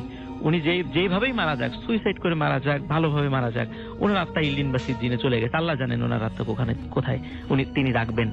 কিন্তু দেখা যাচ্ছে যে আমরা যখন পড়াশোনা করতে বসি, পড়াশোনার জন্য একটা এনভায়রনমেন্ট দরকার হয়, সুন্দর একটা পরিবেশের দরকার হয় পড়া মনে রাখার জন্য। ঠিক তেমনি ব্ল্যাক ম্যাজিক জিনেরা যখন প্র্যাকটিস করে, তাদের ওই প্র্যাকটিসটা কার্যকরী হওয়ার জন্য সেই ধরনের কিছু এনভায়রনমেন্টের দরকার হয়। ঠিক যেখানে অপমৃত্যুগুলো হয়, জিনেরা ওখানে এসে তার একটা আস্তানা গেড়ে এবং ওখানে ব্ল্যাক ম্যাজিক গুলো প্র্যাকটিস করে। ওরা চায় না মানুষ সেখানে আনাগোনা করুক, এই জন্য বিভিন্ন ভাবে মানুষকে ভয় দেখায়, ভয় দেখে ওই জায়গাগুলো হন্টেড করে রাখে। এটাই আসলে মেইন ঘটনা। ঠিক আছে, থ্যাংক ইউ ভেরি মাচ। খুবই খুবই খুবই স্পেশাল একটা ঘটনা, আশা করছি আপনাদের সবার ভালো লাগবে।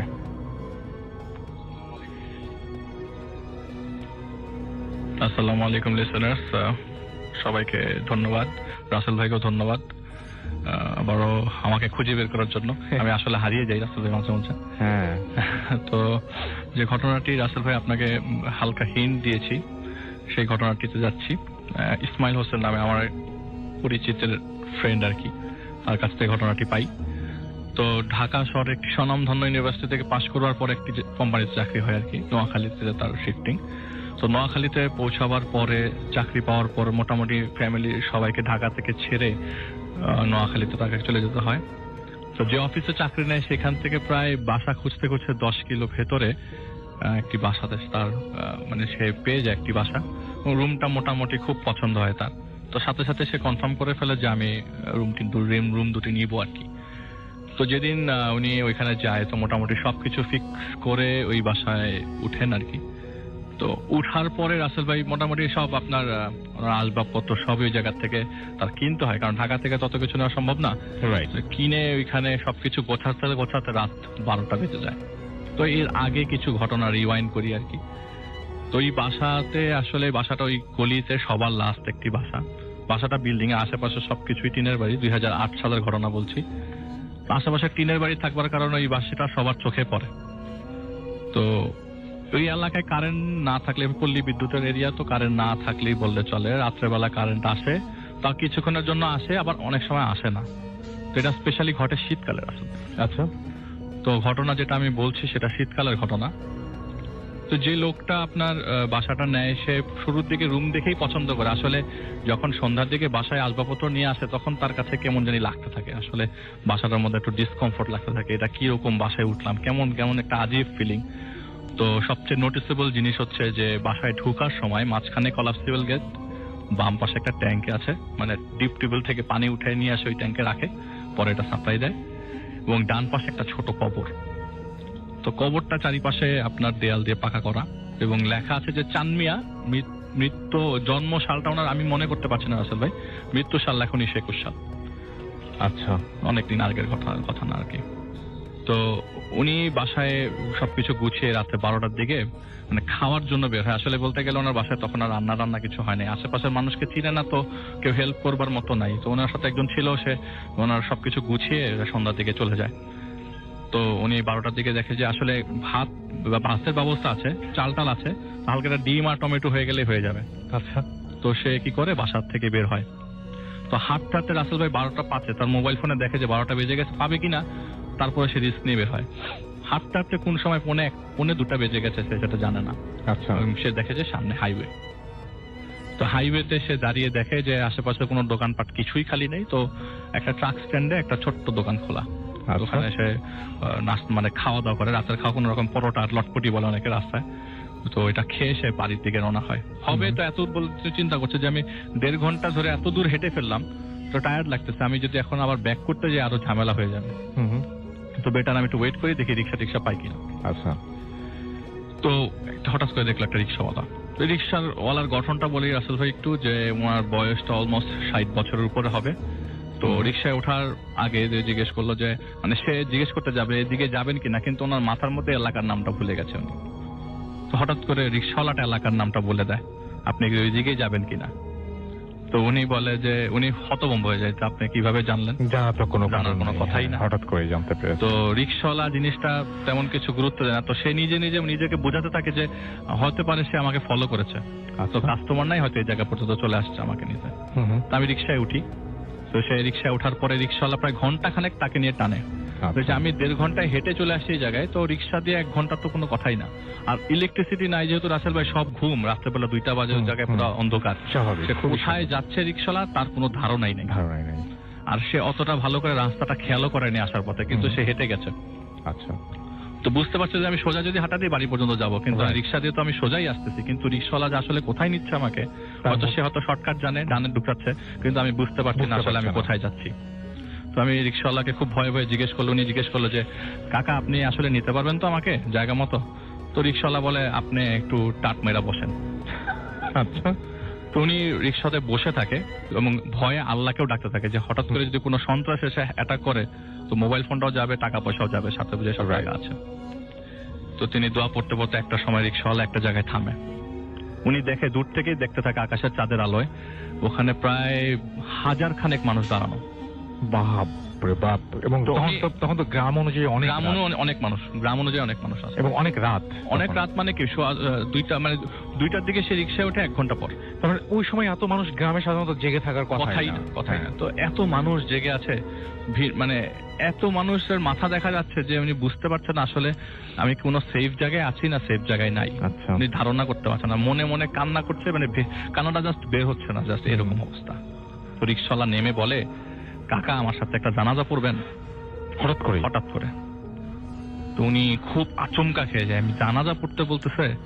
তো সে ভারাক্রান্ত মনে বলে, কাকা আপনি আমাকে বাসায় নামাই দিয়ে আসেন, আপনি এসে জানাজা পড়েন। তো উনি বলে, মুর্দারে কষ্ট দিতে চান, আপনার জানাজা পড়লে তো আপনারই সব, মুর্দারও সব, জানাজাটার পরে যান। তো উনি নিচে নামে, দেখলো যে ওটা বলতে বলতেই রিক্সাওয়ালার মধ্যে নাই, চলে গেছে ভিড় খেজের ভিতরে। তো সেও ভিড় ঠেলে ঠেলে আস্তে আস্তে ভেতরে যায়। সে বলছে আমি ভিড় ঠেলতেছি, আসলে কারে ঠেলতেছি আমি জানি না অন্ধকারে, আর কে আমার পাশে কে পাশ কেটে আমাকে জায়গা দিচ্ছে। সে আগানোর পর দেখে সত্যি খালি একটা লাশের খাটিয়াটার মধ্যে একটা লাশ শুয়ে আছে। আর যে লোকটা তাকে নিয়ে এসছে সে একটা রুম থেকে বেরোলো, পাঞ্জাবি পরে একদম রেডি হয়ে আসছে। মানে একদম মানে ইমাম সাহেবরা যেরকম ইমাম সাহেবের থাকে ঠিক একইভাবে সে বেরোলো রুম থেকে। মনে হচ্ছে যে সে এখনই পুরো ফুল প্রস্তুতি নিচ্ছে তার জানাজাটার জন্য। আচ্ছা, তো জানাজার জন্য বলে যে কি আপনি উজু করেন। তো সে উজু করলো, উজু করার পরে লাশের খাটিয়া ধরেন, কারণ এখানে তো লাশের খাটিয়া ধরার লোকজন নাই।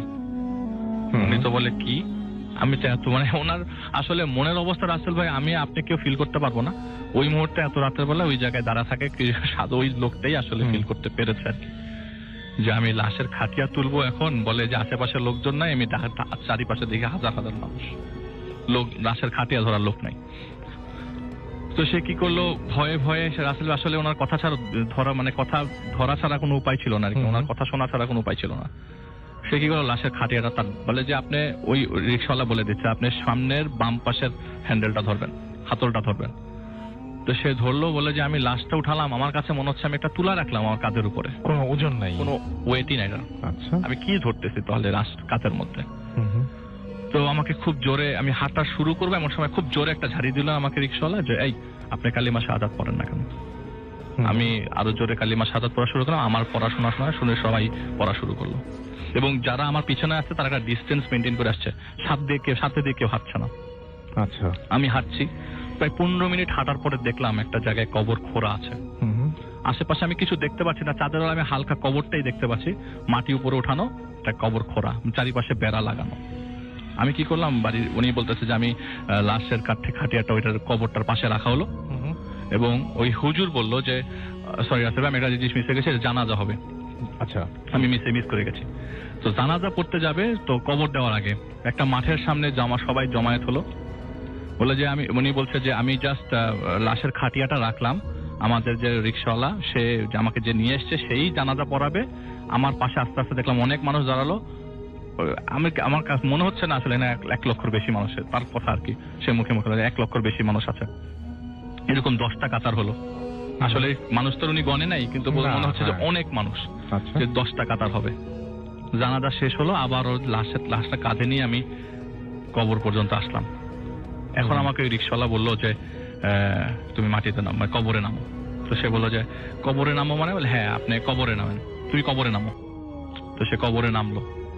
কবরে নামার পর একটা লোকও তার সাথে কবরে নামলো, এবং সেই চাচা রিক্সাওয়ালা তাকে সেই লাশটা হাতে দিল। এবং রাসেল ভাই বিশ্বাস করবেন না, ওই লাশটা নড়ছিল, যে এই লাশটা হাত পা নড়ছে এই সাদা কাপড়ের ভেতরে। কি আমি কি করছি আমি জানি না, আমি জাস্ট আমার এই নিঃশ্বাসটা আল্লাহর নামে ছেড়ে দিয়েছি। আমি যদি মারাও চাই আমার এখন আক্ষেপ থাকবে না। এখন কি হচ্ছে আমি তার নিজের সাথে, সে বলতে যে আমার সাথে কি হচ্ছে আমি নিজেও জানি না। সে লাশটা নামালো, বললো যে লাশটা একটু পশ্চিম দিকে কাত করে দেন এবং উপরে গিটটা খুলে দেন। উপরে গিটটা খোলার পরে হালকা মাথাটা বের হওয়ার কারণে দেখলাম যে মুখটা একটা হাসি দিয়ে আছে একটা মানুষ ঘুমন্ত অবস্থায়, চাঁদের আলোতে হালকা একটু বুঝতে পারলাম। তাও আমি শিওর না, উনি বলছে তাও আমি শিওর না যে আসলে আদৌ হাসি দেয়া কিনা। আমার সবই মনের ভুল সম্ভবত। আমাকে টান দিয়ে হাত দেয়, আমি এখনো সেই জিনিসটা ফিল করতে পারছি যে আমাকে টান দিয়ে কবর থেকে উপরে ওঠালো। মাই গড। এবং বললো যে 10 কদম, আমার কদমটার কথা মনে নাই, হয়তো 20 কদম পেছনে যেতে বললো। আচ্ছা, অটোমেটিক দেখা গেল যে কবরের মধ্যে সব মাটি আস্তে আস্তে কবরের উপর উঠে গেছে। সুন্দর হয়ে কবরটা হয়ে গেল, চারিপাশে বেড়াটা আবার সুন্দর করে লেগে গেল, অসম্ভব সুন্দর ভাবে, মানে কোনো কষ্ট ছাড়াই কবর হয়ে গেল, এবং সবাই মোনাজাত ধরলো। আচ্ছা, এবং তার সাথে পিছনের সবাই মোনাজাত ধরলো। আচ্ছা, মোনাজাত ধরে শেষ হওয়ার পরে ওনার কাঁধের মধ্যে হাত রেখে ওই চাচা বললো বাবা চলো বাসায় যাই। তো উনি খুব কান্না স্বরে কাকা আমাকে বাসায় নামাই দিয়ে আসেন। তো বললো এটাই তো তোমার বাসা, টেনশন কিসের, দেখো তুমি ভালো করে খেয়াল করো। আর আস্তে করে কানে দেখলো যে দূর থেকে ফজরের আজান, মাইক ছাড়া যেসব মসজিদ আছে ফজরের আজান আস্তে আস্তে কানে আসতেছে। হঠাৎ করে সে পিছন থেকে সোজা তাকানোর পর দেখলো যে তার বাসার সামনে সে দাঁড়িয়ে আছে। মনে হচ্ছে যে আমি চলে এই কবর থেকে বললো, হ্যাঁ তখন ওখানে হয়তো কিছু একটা সাথে সাথে দেখলো যে তার নিজের বাসার সামনে কবর, এবং আস্তে আস্তে হালকা হালকা আলো বোঝা যাচ্ছে, কেউ হয়তো লাইট জ্বালিয়েছে বা কিছু একটা ওই বিল্ডিং এ নিচে সেই কবরের জায়গায়। তাহলে সে চিন্তা করছে, তাহলে আমি এই যে 1921 সালে যে মারা গেছেন তাকে কি এতক্ষণ নিয়ে আসলাম, আমি নিজে আবার দাফন করলাম, রাইট, আমি আবার তাকে দাফন করলাম নাকি? তো তার মাথার মধ্যে সারাক্ষণ এই জিনিসটা ঘুরছে, এবং সে বাসার ভিতরে ঢোকার কোনো চান্স পেল না। সে একটা পর্যায়ে দেখলো সেই লোকটা, সে চাচা, আস্তে আস্তে হেঁটে হেঁটে সে কবরটার ভিতরে ঢুকে গেল চোখের সামনে এটা দেখতে পেল। আচ্ছা, তো চাচার তো ঘটনা, ওখানে এসে সে হতভম্ব অবস্থায় তার ওই বাসার সামনে দাঁড়িয়ে, বাসায় ঢোকার কোনো সাহস তার নাই। সে আস্তে করে আল্লাহর নাম নিতে নিতে মসজিদে চলে গেল পাশে। ওই মসজিদে সে নামাজ পড়ার পরে দিনটা কোনো রকমে, ওই রাতটা কোনো রকমে কাটিয়ে সাথে সাথে তো সকাল হয়ে গেল। কিছুক্ষণ পরে হুজুরকে নিয়ে বাসায় যে আসবাবপত্র সব নামে নিয়ে এসে হুজুরকে জিজ্ঞেস করলো যে আমি এই জিনিসটা সারা রাত আজকে এই জিনিসটা এই অবস্থায় ছিলাম, আপনারা ডেসক্রিপশন কি দিবেন, আমি কি স্বপ্নে ছিলাম নাকি অরিজিনালি ছিলাম? তো হুজুর বলে, আপনি কিসে ছিলেন আমি জানি না, আপনি চলে যান এখান থেকে, আপনার যদি যাইতে ইচ্ছা করে, এত ভয় লাগে। সে আর থাকার সাহস না, ওখান থেকে সে চলে যায়, আর ওই বাসার আশেপাশে সে আর ফেরে নাই কখনো। এটাই ছিল রাসেল। অনেক সুন্দর একটা ঘটনা এবং অনেক চমৎকার একটা ঘটনা। আমরা চলে যাই ডক্টর আলিফের কাছে, আর তার পরবর্তী ঘটনা। আলিফ, আপনার পরবর্তী ঘটনাটা আমরা শুনি তাহলে। জি রাসেল ভাই, পরবর্তী ঘটনাটি ঘটে হচ্ছে আপনার সিলেটে জাহাঙ্গীর নামে একজনের সাথে। আসলে ঘটনাটি না, এটা আমার লাইফের সাথে জড়িত রাসেল ভাই।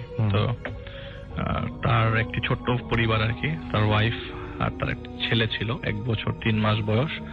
তো 2003 সালে তাদের বাসায় আর কি ঘটনাটা ঘটে যায়। মানে আনফরচুনেটলি হয়তো এটা আল্লাহ তাআলারই মানে ইচ্ছা ছিল এরকম কিছু একটা ঘটবে। তো 2003 সালের প্রায় মার্চের 21 তারিখে ওনার ছেলেটি মারা যায়। কিভাবে মারা যায় বলছি। ওনাদের বাসায় প্রতিদিনই আপনার একটা পাতিলে করে গরম পানি ফুটানো হতো। পরিবারের জন্য একটা গরম পানি ফুটাতো। তো বুয়া প্রতিদিনই এই প্রসিজারে ফলো করে গরম পানিটা ফুটিয়ে নিচে রাখতো। তো পাতিলটার নিচে একটা কাপড়ের তৈরি জিনিস ছিল, যেটাতে পাতিলটা যাতে না নড়তো এরকম ভাবে রাখার সাপোর্টটা। তো কেন জানি ওই দিন ওই জিনিসটা খুঁজে পাচ্ছিল না। তো বুয়ারা ওই দিন ওইভাবে পাতিলটা নর্মালি রাখে নামিয়ে চুলা থেকে, মানে একদম সদ্য গরম হওয়া পানি। তো বুয়া রান্না করার কাজে ব্যস্ত হয়ে যায়। তো বাচ্চাটা ওই মুহূর্তে মাত্র হাঁটা শিখেছে। তো কি করতে জানি, রান্নাঘরে এসে পাতিলটা ধরে তার সারা শরীরে গরম পানি ফেলে দেয় বাচ্চাটা নিজে বুয়ার চোখের সামনে। তো বুয়া এক চিৎকার দিয়ে বাসার সবাইকে, সেদিন আবার উনি বাসায় ছিলেন জাহাঙ্গীর সাহেব। তো বাসায় বাচ্চাটার এই অবস্থা দেখে বুয়ার এক চিৎকার এসে দেখে যে ছেলেটা সারা শরীর মানে পুরে শেষ, মানে গরম পানি দিয়ে অবস্থা খুবই খারাপ। হসপিটালে নিয়ে যাওয়া হয়, ঢাকায় শিফট করে দেওয়া হয়। আচ্ছা, ঢাকার ডাক্তাররা তাকে 2 দিন পর বাচ্চাটা প্রায় মৃত্যুর সাথে পাঞ্জা লড়ে মারা যায়। আহা, তারপরে তো রাসেল ভাই 5 বছর, বিয়ের 5 বছরে একটা ছেলে সন্তান ছিল তার, মানে অবস্থা তো বুঝতেই পারছেন, ডিপ্রেশন কমতি নেই আর কি। তো তাদের ওইখানে সিলেটে ওই জায়গায় যে জায়গায় বাসা ছিল সেখান থেকে 10 মাইল দূরে এটি কবরস্থানে কবর দেওয়া হয় বাচ্চাটার।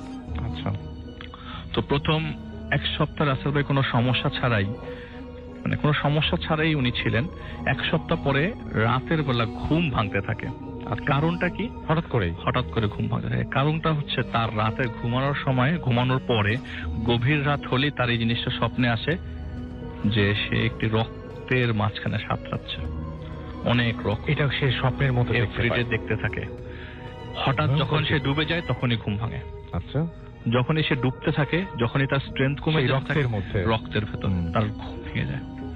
তো ঘুম ভাঙার পর সে আচমকা উঠে যায়। এরকম করে প্রায় 10 থেকে 12 দিন একই স্বপ্ন, প্রতিদিন একই সময়। ওকে, সে ডাক্তার দেখায় ঢাকা শহরে, এসে সাইকিয়াট্রিস্ট দেখায়। সাইকিয়াট্রিস্ট বলে, তার তো খুবই সিম্পল কেস, আপনার ছেলেকে আপনি খুব ভালোবাসতেন, ডিপ্রেশনের মাঝখানে পড়ছেন, বেটার একটু রেস্টে যান, এই ওষুধটা খান, 1 মাস ওষুধটা খান, দেখেন ঠিক হয়ে যাবে। তো রাসেল ভাই 10 দিন ওষুধটা খাওয়ার পর 10 দিন কাজ করার পর থেকে আর কাজ করা বন্ধ করে দেয়। তো কাজ করা বন্ধ করে দেয়। ওনার ওয়াইফের এই প্রবলেমটা হচ্ছিল, ওনার ওয়াইফের ঘুম হচ্ছিল, কিন্তু ওনার ওয়াইফ সারাক্ষণ চুপচাপ বসেই থাকতো। তো গভীর রাতে একদিন ওনার ওয়াইফ ঘুম ভেঙে চুপ করে বসে আছে। হঠাৎ করে ড্রয়িং রুম থেকে বাচ্চাদের সাউন্ড আসতে থাকে। উনি একটু আগে যে ঘটনা বলেন বাচ্চা, আমার ঘটনাটাও রাসেল ভাই বাচ্চা রিলেটেড। এটা বাচ্চার সাউন্ড আসতে থাকে, কান্নার সাউন্ড, আবার কিছুক্ষণ পর হাসির সাউন্ড। তো আসলে আমার নিজেরই বুক ধরপড় করে, এরকম করে যে আমি খাটের উপরে বসি, স্বাভাবিক যে কেউ শুনলে আমার পাশের রুম থেকে বাচ্চাদের সাউন্ড আসতেছে, অথবা বাসার কেউ নাই, ওই বিল্ডিং এ কোনো বাচ্চা নাই রাসেল ভাই, ওনাদের বাচ্চা ছাড়া কোনো বাচ্চা ছিল না, ওনার নিজেদের বাড়ি এটা। তো উনি ড্রয়িং রুমের দিকে যায়, ডাইনিং স্পেসের দিকে যায়, কোনো বাচ্চা দেখে না। এরকম করে 2-3 দিন। তৃতীয় দিন হঠাৎ করে একটা চিৎকারে ওনার স্বামীর ঘুম ভাঙে, মানে যার কাছ থেকে আমি ঘটনা পাই। সে বলে আমার হঠাৎ করে ঘুম ভাঙে আমি আমার ওয়াইফের চিৎকারে। আমার ওয়াইফ বলে আমার বাবু তো আমার কাছে আসছিল, বাবু আমার পায়ের কাছে আসছিল। ওনার বাচ্চাটার নাম ছিল কাব্য। কাব্য আমার পায়ের কাছে আসছিল। তো এরকম করে কয়দিন আর চলা যায়, আবার ওনাকে ওনার ওয়াইফকে সে ডাক্তারের কাছে নিয়ে যায় যে আসলে আমাদের দুজনের অবস্থায় খুবই খারাপ, ভেকেশনে যাওয়া দরকার, এরকম কিছু আপনি আমাকে সাজেস্ট করেন আমি কি করবো। বলে যে আপনারা এই ওষুধটা খেতে থাকেন। আসলে ওনাদের ওষুধ কোনো কাজ করতে থাকে না, ওরা দুইজনই প্রায় সময় রাত্রে সজাগ থাকে। একদিন একটা বিয়ের দাওয়াত বা একটা দাওয়াত খেয়ে উনি বাসায় আসছিলেন আর কি, বাসার থেকে বাইরে, ওনারা চেত যে সবসময় বাসার বাইরে থাকতে, কোনো না কোনো কাজে বাসার বাইরে যেন থাকা যায়। রাত হলেই ওনাদের কেমন জানি একটা বিভীষিকাময় রাত হতে থাকে, যে আসলে এখন যদি না ঘুমাই আমি বাচ্চার সাউন্ড পাবো, আর আমি যদি ঘুমাই যাই আমি রক্তে সাঁতার কাটবো। আমার এই লাইফটা ওনার মধ্যে চলছিল। তো ওনার ওয়াইফেরও সেম অবস্থা, ওনার ওয়াইফও ঘুমাতে পারতো না, ওই ওষুধও কোনো কাজ হতো না। তো বাইরে ঘোরার মধ্যে ম্যাক্সিমাম অফিস টাইমের পরে ম্যাক্সিমাম চেষ্টা করতো ঘুমানোর জন্য, বাইরে ঘোরার জন্য।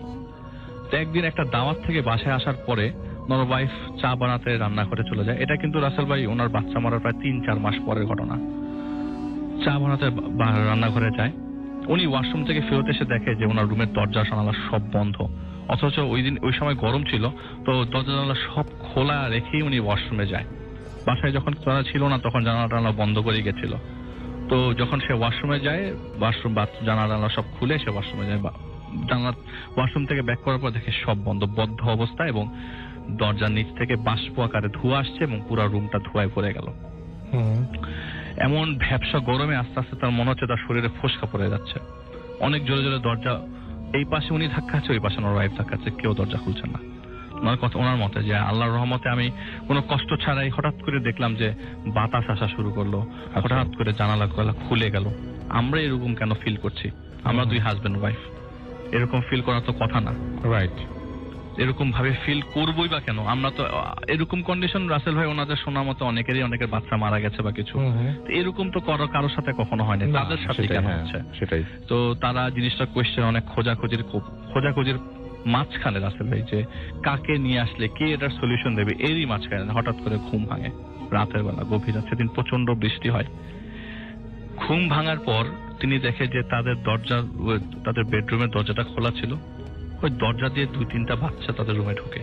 আচ্ছা, বাচ্চাগুলা ফ্লোর থেকে দেয়ালে উঠতেছে, দেয়াল থেকে সিলিং এ যাচ্ছে,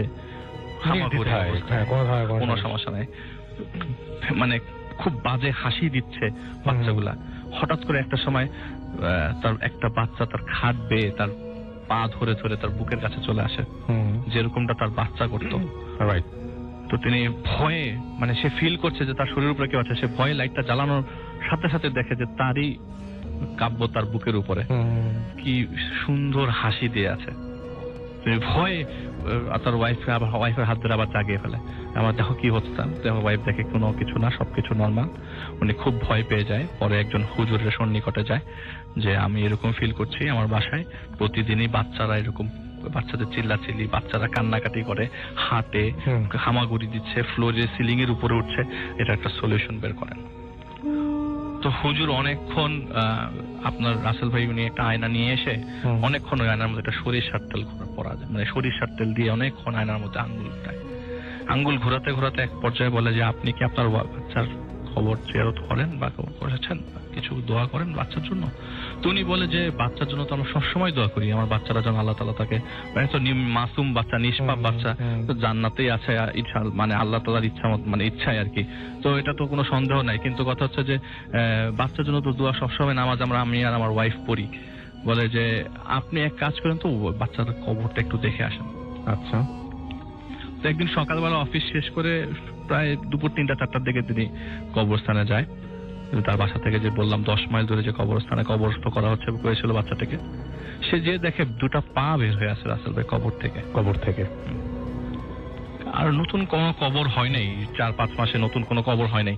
সে 2টা পা বের হয়ে আছে এবং তিনি হুজুরকে ওই মুহূর্তে আবারও জানায় যে আমি এই অবস্থায় দেখে আসছি, বলে যে আমি যাবো আপনার সাথে। সে যে দেখে আসলেই 2টা পা বের হয়ে আছে, কবরটা দেবে আছে বৃষ্টিতে মাটিতে। তো বলে যে আপনাকে আবার কি করতে হবে, এই বাচ্চাটাকে উঠিয়ে জানাজা দিতে হবে, জানাজা দিয়ে আবার কবরস্থ করতে হবে। তো ঠিকই 2 দিন সময় নিয়ে বাচ্চাটাকে কবর থেকে, আসলে অবস্থা খুব খারাপ, কিন্তু রাসেল ভাই বাচ্চাটা একদম ইনট্যাক্ট অবস্থায়, পুড়ে গেছে শরীর কিন্তু ইনট্যাক্ট অবস্থায় একটা বাচ্চার পা। তো বুঝতেই পারছিল এটা, তো উনি সামনাসামনি ছিল না, কিন্তু ওইখানকার যারা গোরখোদক ছিল তারা বাচ্চাটাকে উঠিয়ে এনে তার কাফনের কাপড় দিয়ে যে পেঁচিয়ে, নতুন একটা কাফনের কাপড় পেঁচিয়ে জানালা দিয়ে আবারও কবর দেয়। কবর দেওয়ার পর যখন বাসায় চলে আসে, এরপর থেকে আর কোনো বাচ্চার সাউন্ড রাসেল ভাই উনি শোনেন না। হতে পারে যে কবর দেয়া না দেওয়ার কারণে বা এক্সপোজ হওয়ার কারণে, আল্লাহ জানে রাসেল ভাই সবচেয়ে বেশি ভালো আমাদের থেকে। সেটাই, তো উনি এরপর থেকে কোনো ধরনের প্রবলেম আর ফেস করেন নাই। বাট এটা যার সাথে হয়েছে তিনি যেটা হচ্ছে বলেছেন, হ্যাঁ জিনিসটা খুব অন্যরকম, এবং কোনটার সাথে কোন কারণটা মিলেছে এটা তো আসলে আমরা, আমাদের জ্ঞান কতটুকু আমরা ঠিক বলতে পারবো না, বাট হ্যাঁ সেটাই আল্লাহ সবচেয়ে ভালো জানেন। তো যাই হোক, থ্যাংক ইউ ভেরি মাচ। তো আমরা এখন চলে যাব আমাদের পরবর্তী স্টোরিতে। আমাদের সঙ্গে রয়েছেন নতুন একজন অতিথি। আপনার নামটা প্লিজ একটু বলবেন, তারপর আমরা আপনার ঘটনায় যাব এবং শুরু করুন আপনার নাম। হ্যালো লিসেনার্স, আমার নাম কাব্য, আমি মিরপুর থেকে এসেছি। তো স্টোরিটা, জি প্লিজ প্লিজ। স্টোরিটা হচ্ছে বেসিক্যালি আমার একটা ফ্রেন্ডের। জি, আমরা ভূতের ফিল্ম অনেক আগে থেকেই শোনা হয়। Thank you. তো যখন ভূতের টিম যখন এখানে রেগুলার আসতো, তখন মানে আমাদের মধ্যে ফ্রেন্ডের মধ্যে একটু বেশি আগ্রহ জেগেছে, আমরা দেখি একটু এক্সপিরিয়েন্স করা যায় কিনা কিছু। আচ্ছা, তো মিরপুর মাজার রোডের ওখানে একটা মাদ্রাসা আছে অনেক পুরনো। তো আমরা নামটা কিছু বলবো না আমরা। হ্যাঁ, ওকে। তো সেখানে আমরা একটা ইনভেস্টিগেশনে যাই। তো জায়গাটা হচ্ছে পরিত্যক্ত, মাদ্রাসাটা মানে পরিত্যক্ত আর কি, অনেক আগে একটা মাদ্রাসা, এখন কিছু হয় না সেখানে, খালি বাড়ি পড়ে আছে। তো আমরা সেখানে যাই, তো যাওয়ার পরে ওই সম্পর্কে একটু সবার কাছে একটু আস্ক করি যে আসলে এখানে কি, মানে অনেক বড় প্রপার্টি এভাবে খালি পড়ে আছে। তো ওনারা আসলে কেউ বলতে যাচ্ছে না আমাদেরকে, একটু রুড বিহেভ করে আমাদের সাথে। তো একজন চায়ের দোকানদার আমাকে যেটা বলে যে আগে এখানে অনেক ডোনেশন আসতো মধ্যপ্রাচ্য থেকে, অনেক বড় বড় শেখেরা আসতো এখানে, এরপরে কিছু এখন আর তেমন একটা হয় না। রিজনটা কি সেটা আমাদের ওনারা কেউ বলতে পারেনি। তো আমরা চিন্তা করলাম যে একটু ভেতরে ঢুকে দেখি। তো আমরা সম্ভব কোনো একটা ভাবে ভেতরে ঢুকি। তো ঢোকার পর যেটা হয় যে বাইরে প্রচন্ড গরম, আর ভেতরে যখন আমরা ঢুকলাম, ঢোকার পরে দেখছি প্রচন্ড ঠান্ডা জায়গাটা, মানে আমাদের গায়ে রোদ পড়ছে, বাট তারপর জায়গাটা খুব ঠান্ডা। তো আমরা ভেতরে একটু ঘোরাঘুরি করে দেখি। তো যেহেতু মাদ্রাসা একটু বিল্ডিং টাইপের, তো গেট লাগানো, কিছু গেট লাগানো ছিল, আমরা ভেতরে ঢুকতে পারিনি। তো কিছু করে সামনে থেকে ভেতরে দেখলাম যে একটা ছবি আঁকা আর কি, মানে যেটা মধ্যপ্রাচ্যের মুঘল আমলের যেরকম মানুষরা যেরকম পোশাক টোশাক পড়তে, এরকম পোশাক একটা ছবি, একটা মানুষ ছবি আঁকা। তো আমরা যেটা ছবি নেই, তো ছবি নিয়ে জাস্ট আমরা আর একটু ঘোরাঘুরি করে দেখি। তো যার জায়গাটা, তার নামটা আমি বলছি না, তো ওনার সম্পর্কে যেটা জানতে পারি যে উনি একটা নাকি ছাগল পালতো, মানে ওনার সম্পর্কে যেটা শুনলাম আর কি, যে উনি এখানে একাই থাকে, উনি কোনো ইয়াদ নেই, ছাগল পালে। তো আমরা যখন আমরা ঢুকি, তো ঢোকার পরে কোনো ছাগলটা আমরা কিছু দেখতে পাইনি। আচ্ছা। তো আমরা যখন বের হয়ে চলে আসবো, তখন ফট করে কোথায় যেন ছাগল ডেকে উঠলো। আচ্ছা, আমরা একটু বেশ ভয় পেয়েছি, মানে এতক্ষণ আমরা কিছু দেখলাম না, যেখানে হঠাৎ করে এটা কোথা থেকে চলে আসলো। তো আমরা বের হয়ে চলে আসি ওখান থেকে আবার। তো বের হয়ে চলে আসার পরে যখন আমরা যে পিকগুলো আমরা ওখানে তুলেছিলাম, তো সেগুলো যখন আমরা দেখতে থাকি, তখন দেখা যায় যে আমরা যে ছবির যে পিকটা আমরা তুলছিলাম, সেই পিকটার মধ্যে শুধু মানে ফেস কিছু নাই, জাস্ট শুধু ড্রেস আপটাই আছে সেখানে। মানে যখন আমার ফ্রেন্ডরা বলে যে আমি তো ছবিটা তুলছিলাম যখন, তখন তো আমি একটা ফেস দেখছি ওখানে, ফেস, হাত, জামার থেকে হাত বের হয়ে আছে, হাতে আঙুল টাঙুল সবই ছিল। বাট যখন আমরা ছবিটা দেখি, সে নিচে কিছুই নাই, জাস্ট শুধু ড্রেস আপটা শুধু আছে, এছাড়া কিছু সেখানে ছিল না। তো এই ছিল একটা আমাদের নিজেদের দুজনের এক্সপিরিয়েন্স করা একটা ঘটনা। অনেক ধন্যবাদ আপনার। পরবর্তী ঘটনায় যাব, আমাদের আরো একজন অতিথি আছেন। আপনার নামটা প্লিজ একটু বলবেন, তারপরে আপনার ঘটনায় যাব আমরা। কি নাম আপনার? থ্যাংক ইউ রাসেল ভাই, আমি মোহাম্মদ আব্দুল আলিম, রাজবাড়ী জেলা থেকে। জি বলেন।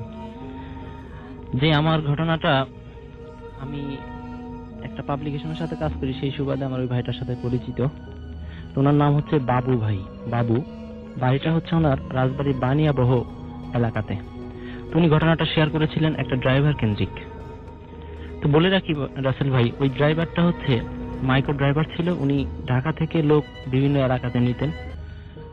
তো ওনার বাড়ির ঠিক 2-3 বাড়ি পরে একটা ছেলে বেশ কিছুদিন যাবৎ খুব শুকিয়ে যাচ্ছিল। তো ডাক্তার বা অন্য কোনো মহল থেকে খুব ভালো ফলাফল পাচ্ছিল না এই ট্রিটমেন্ট বাবদ। তো তারা চিন্তা করে বিষয়টা কি হলো, তখন ওই এলাকাতে একটা মুরব্বী টাইপের লোক ছিল যিনি এই সমস্ত বিষয়গুলো নিয়ে বিভিন্ন সময় জানতেন। তো উনি হঠাৎ করে একটা সমাধান দিলেন যে সম্ভবত ওনাকে কোনো তাবিজ টোনা করা হয়েছে, অর্থাৎ এলাকায় বলা হয় বানটোনা, মেরে ফেলার জন্য যে বানটোনা করা হয়। তো এটার সমাধান কি করবেন? তখন ওনার কাছে সমাধান চাওয়া হলে উনি এটাতে উদ্যোগ নিলেন। যে উদ্যোগ নেওয়ার জন্য উনি একদিন সন্ধ্যার সময় সবাইকে ডাকলেন ওই বাড়িতে, যে হ্যাঁ আমরা আজকে এটা একটু বের করার চেষ্টা করব যে আসলে তাবিজটা কোথায় আছে, আমরা যদি তুলতে পারি তাহলে হয়তো ওনাকে বাঁচানো সম্ভব হবে। তখন উনি ওনার সেই পুরাতন এই সমস্ত কাজকর্ম করার জন্য বেশ কিছু পুরাতন মানুষের হাড় এই জাতীয় জিনিসগুলো নিয়ে উনি এই ধরনের একটা মজমা বসান, যেখানে এই বিষয়গুলো উনি মানে প্রকাশ করতে পারেন। তো উনি এটা আয়োজন করলেন। তো উনি এটা যখন নিজে মন্ত্র পড়ছিলেন, দোয়া পড়ছিলেন, ওনার মতো করে নিজে চেষ্টা করছিলেন, তখন একটা সময় এমন হয়েছে যে উনি সবাইকে বলে রাখি, প্রথমেই বলেছেন যে আমি যা করব আপনারা আমার সাথে সেটাই করবেন, আমি যদি এখানে না থাকি কোথাও চলে যাই আমার সাথে আপনারা যাবেন। তো উনি এই কথাগুলো বলার সময় কিন্তু সকলে একটা আতঙ্কের মধ্যে থাকে যে না জানি কখন কি হয়। তো উনি যখন এই মন্ত্র পড়ছিলেন এমন সময় উনি খুব জোরে জোরে মানে কি বলবো নিঃশ্বাস নিচ্ছিলেন। আমরা যেমন অনেক সময় হাঁপসে গেলে হা এরকম নিঃশ্বাস নিই, তো উনি ওই রকম নিঃশ্বাস নিচ্ছিলেন। তো হঠাৎ সবাই এই নিঃশ্বাস দেখে ওনার দিকে তাকালেন। তো তাকে দেখলেন যে ওনার মুখের যে আকৃতিটা, বিভিন্ন যে গাছের কাঁটা থাকে একরকম, ওই কাঁটার মতো পুরো মুখটাই হয়ে গেছে। তখন মানুষজন আরো ভয়ানক ভাবে তাকাতে লাগলেন, দেখলেন চোখ দুটো একটু আলোকিত হয়ে গেছে। হঠাৎ করে উপর থেকে একটা আলোর ঝলক আসলো, আর সঙ্গে সঙ্গেই উনি ওখান থেকে উঠে দৌড়াতে লাগলেন। আর সবাইকে বলা ছিল যে দৌড়াতে হবে, ওনার পিছনে যেতে হবে।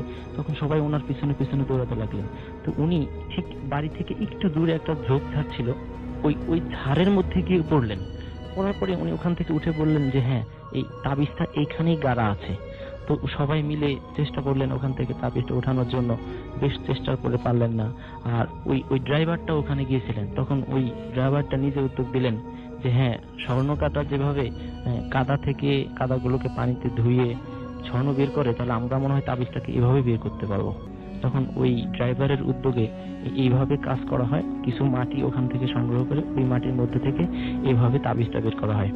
উল্লেখ্য এই তাবিজটা নাকি ওই ড্রাইভার নিজেই খোলার পরে উনি যেটা দেখতে পায় যে তাবিজের মধ্যে ছিল কিছু কাগজ, কিছু চুল আর পিতলের কিছু জিনিসপত্র ছিল। তো ওই জিনিসগুলো যখন উনি হাতের তালুতে নেয় ড্রাইভারটা, তখন ড্রাইভারটা নিজেকে একটু অন্যভাবে ফিল করে যে আমি এগুলো নিলাম, আমার জন্য কেমন লাগছে। তো সেদিন নিজে নিজে ভয় পেয়ে যায়। তো যাই হোক, সেদিন রাতে সবাই বাসায় ফিরলো এই তাবিজগুলো ঘটনা শেষে। তখন ওই ড্রাইভারের আবার পরের দিন সকালে ঢাকাতে একটা ক্লায়েন্ট ছিল, ওনাকে ওই টিপ দিতে হবে, রাজবাড়িতে ওনাকে পৌঁছাতে হবে। তো উনি বাড়ি থেকে ওই গাড়িটা নিয়ে চিন্তা করলেন আমার তো সকালে টিপ, আমাকে রাতেই বেরোতে হবে। এই ঘটনাতে এমনি ভয় পাচ্ছেন। তারপরে উনি রাতে বের হলেন, চিন্তা করলেন যেতেই হবে। তো বানিয়াবহ থেকে রাজবাড়ি পান্না চত্বর বা এই এলাকাটা দিয়ে যাওয়ার সময় যে মূল রাস্তাটা ছিল খুব উঁচু নিচু। এখন উনি এই উঁচু নিচু রাস্তা দিয়ে যাওয়ার সময় প্রত্যেক দিনই তাকে বেগ পড়াতে হতো, কিন্তু ওই দিন উনি যখন গাড়ি নিয়ে বের হলেন, তখন উনি গাড়ি নিয়ে বের হওয়ার পরে গাড়িটা নিয়ে উনি খুব স্বাচ্ছন্দ্যে চালাতে পারছিলেন না। যখন রাস্তায় নামলেন, রাস্তায় উনি গাড়ি চালাতে গিয়ে দেখলেন যে গাড়ি তো আগের মতো আর ওইভাবে কষ্ট করে চালাতে হচ্ছে না, গাড়িটা কেমন যেন একাই যাচ্ছে। তো উনি নিজেকে ফিল করলেন কি ব্যাপার, রাস্তাটা কি একদিনে হঠাৎ করে ঠিক হয়ে গেল কিনা, না আমি কি আসলে আমি এমন কেন লাগছে আমার কাছে। তখন উনি ওনার গাড়ির হেডলাইট দিয়ে সামনে রাস্তা দেখার চেষ্টা করলেন যে আসলে কি অবস্থা আছে ওখানে। তো উনি রাস্তা দেখলেন যে না, রাস্তা তো সেই একই রকম উঁচা নিচে গর্ত এরকম আছে, কিন্তু উনি ফিল করছেন যে গাড়ি কোনো রকম ওই উঁচু নিচুর মধ্যে নাই রাস্তার। তখন ও আরেকটু ভাবে যে কি ব্যাপার, কি হলো। তখন সে নিজে একটু যখন দেখলো যে গাড়ি তো উনি শুধু স্টিয়ারিং করছে, বাট স্টিয়ারিং করার পরে গাড়ি খুব দ্রুত চলছে। হঠাৎ করে উনি নাকের মধ্যে একটা গন্ধ পায়, যেমন অনেক দিন পরে কোনো একটা জন্তু মরে থাকলে যে গন্ধগুলো হয়, বিকট দুর্গন্ধ। তখন উনি গাড়িতে চিন্তা করলেন যে গন্ধটা অবশ্যই গাড়ির মধ্যেই হবে। তখন উনি গাড়িতে গন্ধ বুঝে উনি ওনার ওই সামনের যে লুকিং গ্লাসটা ছিল, ওই গ্লাস দিয়ে গাড়ির পিছনের সিটগুলোর দিকে তাকাচ্ছিল। তো দেখলো ওখানে ওই যে লোকটা তাবিজ ওঠানোর কাজ করেছিল, ওই লোকটা ওখানে শুয়ে আছে। উনি যে আকৃতির ছিলেন, ওখানে অনেক ফুলে গেছেন, মনে হয় যেন মনে হয় 7-8 দিনের একটা লাশ। উনি ওইভাবে শুয়ে আছেন, কিন্তু ওনার দিকে ফ্যাল দৃষ্টিতে তাকিয়ে আছেন। তখন উনি দৃষ্টিতে দেখে আমার গায়ে লোম দাঁড়িয়ে যায়, সে খুব ভয় পায়। এখন এমন অবস্থায় উনি চিন্তা করলো যে আমি দৃষ্টিটা একটু সরাসরি দেখবো। সে যখন ঘাড় ঘুরিয়ে পিছনের দিকে তাকালো, তখন উনি ওনার অজান্তেই গাড়িটা অ্যাক্সিডেন্ট করে ফেলে। অ্যাক্সিডেন্ট করার পরে উনি পরের দিন ওনাকে পাওয়া হলো। তো পরের দিন ওনাকে পাওয়া হলে বাসায় নেওয়া হয়। বাসায় নেওয়ার পরে উনি একটা অস্বাভাবিক আচরণ শুরু করে। ওনার সামনে কাউকে উনি সহ্য করতে পারে না। অবশেষে 3-4 দিন পরে ওনাকে আর খুঁজে পাওয়া যাচ্ছিল না। এরপর কিছু লোকজন খুঁজে বের করলো যে উনি ওই ঝোপের কাছেই ওখানেই মৃত অবস্থায় পড়েছিল। এই ছিল আমার সংক্ষিপ্ত ঘটনা রাসেল ভাই। ধন্যবাদ listener. Thank you very much. Wait করছেন তার ঘটনা শোনাবেন বলে, আমরা সরাসরি কথা না বলে আগে তার ঘটনা শুনে আসি। That is more important than anything. So আমরা শুনি, আপনার নামটা প্লিজ একটু বলবেন, তারপর আপনার ঘটনায় যাবো আমরা। হ্যালো লিসেনার্স, আমি মোহাম্মদ মনিরুজ্জামান, একটা প্রাইভেট ইউনিভার্সিটিতে কম্পিউটার সায়েন্স ইঞ্জিনিয়ারিং 4th বর্ষের স্টুডেন্ট। ওকে, যাই আমরা আপনার ঘটনায়। তো ঘটনাটা আজ থেকে 4 বছর আগের। আমরা তখন কোচিং করতাম, মেরিন কোচিং। তো আমাদের একটা ফ্রেন্ড ছিল, ওর বাসা বান্দরবনে। জি। বান্দরবনের রাঙ্গামাটির একটা মানে সীমানা পয়েন্টে। তো গল্পে রাহেল নাম বলছিলেন না? সরি, রাহেল, যার সাথে ঘটনাটা, তার নাম রাহেল। আচ্ছা, ওকে। তো ফ্রেন্ড আমরা সবাই মিলে, ও বলে যে আমাদের ওখানে অনেক অ্যাডনর্মাল অনেক কিছু দেখা যায়, প্যারানর্মাল অনেক ঘটনা ঘটে। আমাদের যে বান্দরবনের ফ্রেন্ডটা ছিল, তো আমরা বললাম আচ্ছা ঠিক আছে, তাহলে তোর সাথে তোর বাসায় আমরা ট্যুরে যাব। আমরা প্যারানর্মাল এইগুলো দেখার আমাদের অনেক ইন্টারেস্ট ছিল আমাদের সবারই। তো অ্যাটলিস্ট আমরা সবাই লাস্টে 5 জন গেলাম, ও সহ 6 জন। যাওয়ার পরে রীতিমতো আমাদের রাত হয়ে গেল যেতে। যাওয়ার পরে আমরা রাসেল ভাই যখন গেলাম তখন রাত 12টা বাজে। গ্রামের রাস্তা, পাহাড়ি রাস্তা, অনেক মানে ভয়ঙ্কর একটা পরিবেশ। তো রীতিমতো গ্রামে পৌঁছানোর পরেই আমরা ঘুমায় গেলাম। পরের দিন সকালে আমাদেরকে দেখালো, পাশের একটা পাহাড় দেখালো, যে পাহাড়টা কোনো মানুষ নাই, মানে কোনো জনবসতি নাই। তো বোঝা যাচ্ছে যে এই পাহাড়ে একটা সময় জনবসতি ছিল, যে এখানে কেউ বাস করত, এই পাহাড়ে কোনো মানে জনবসতি ছিল। তো এখন আর কোনো নাই, কোনো জনবসতি নাই।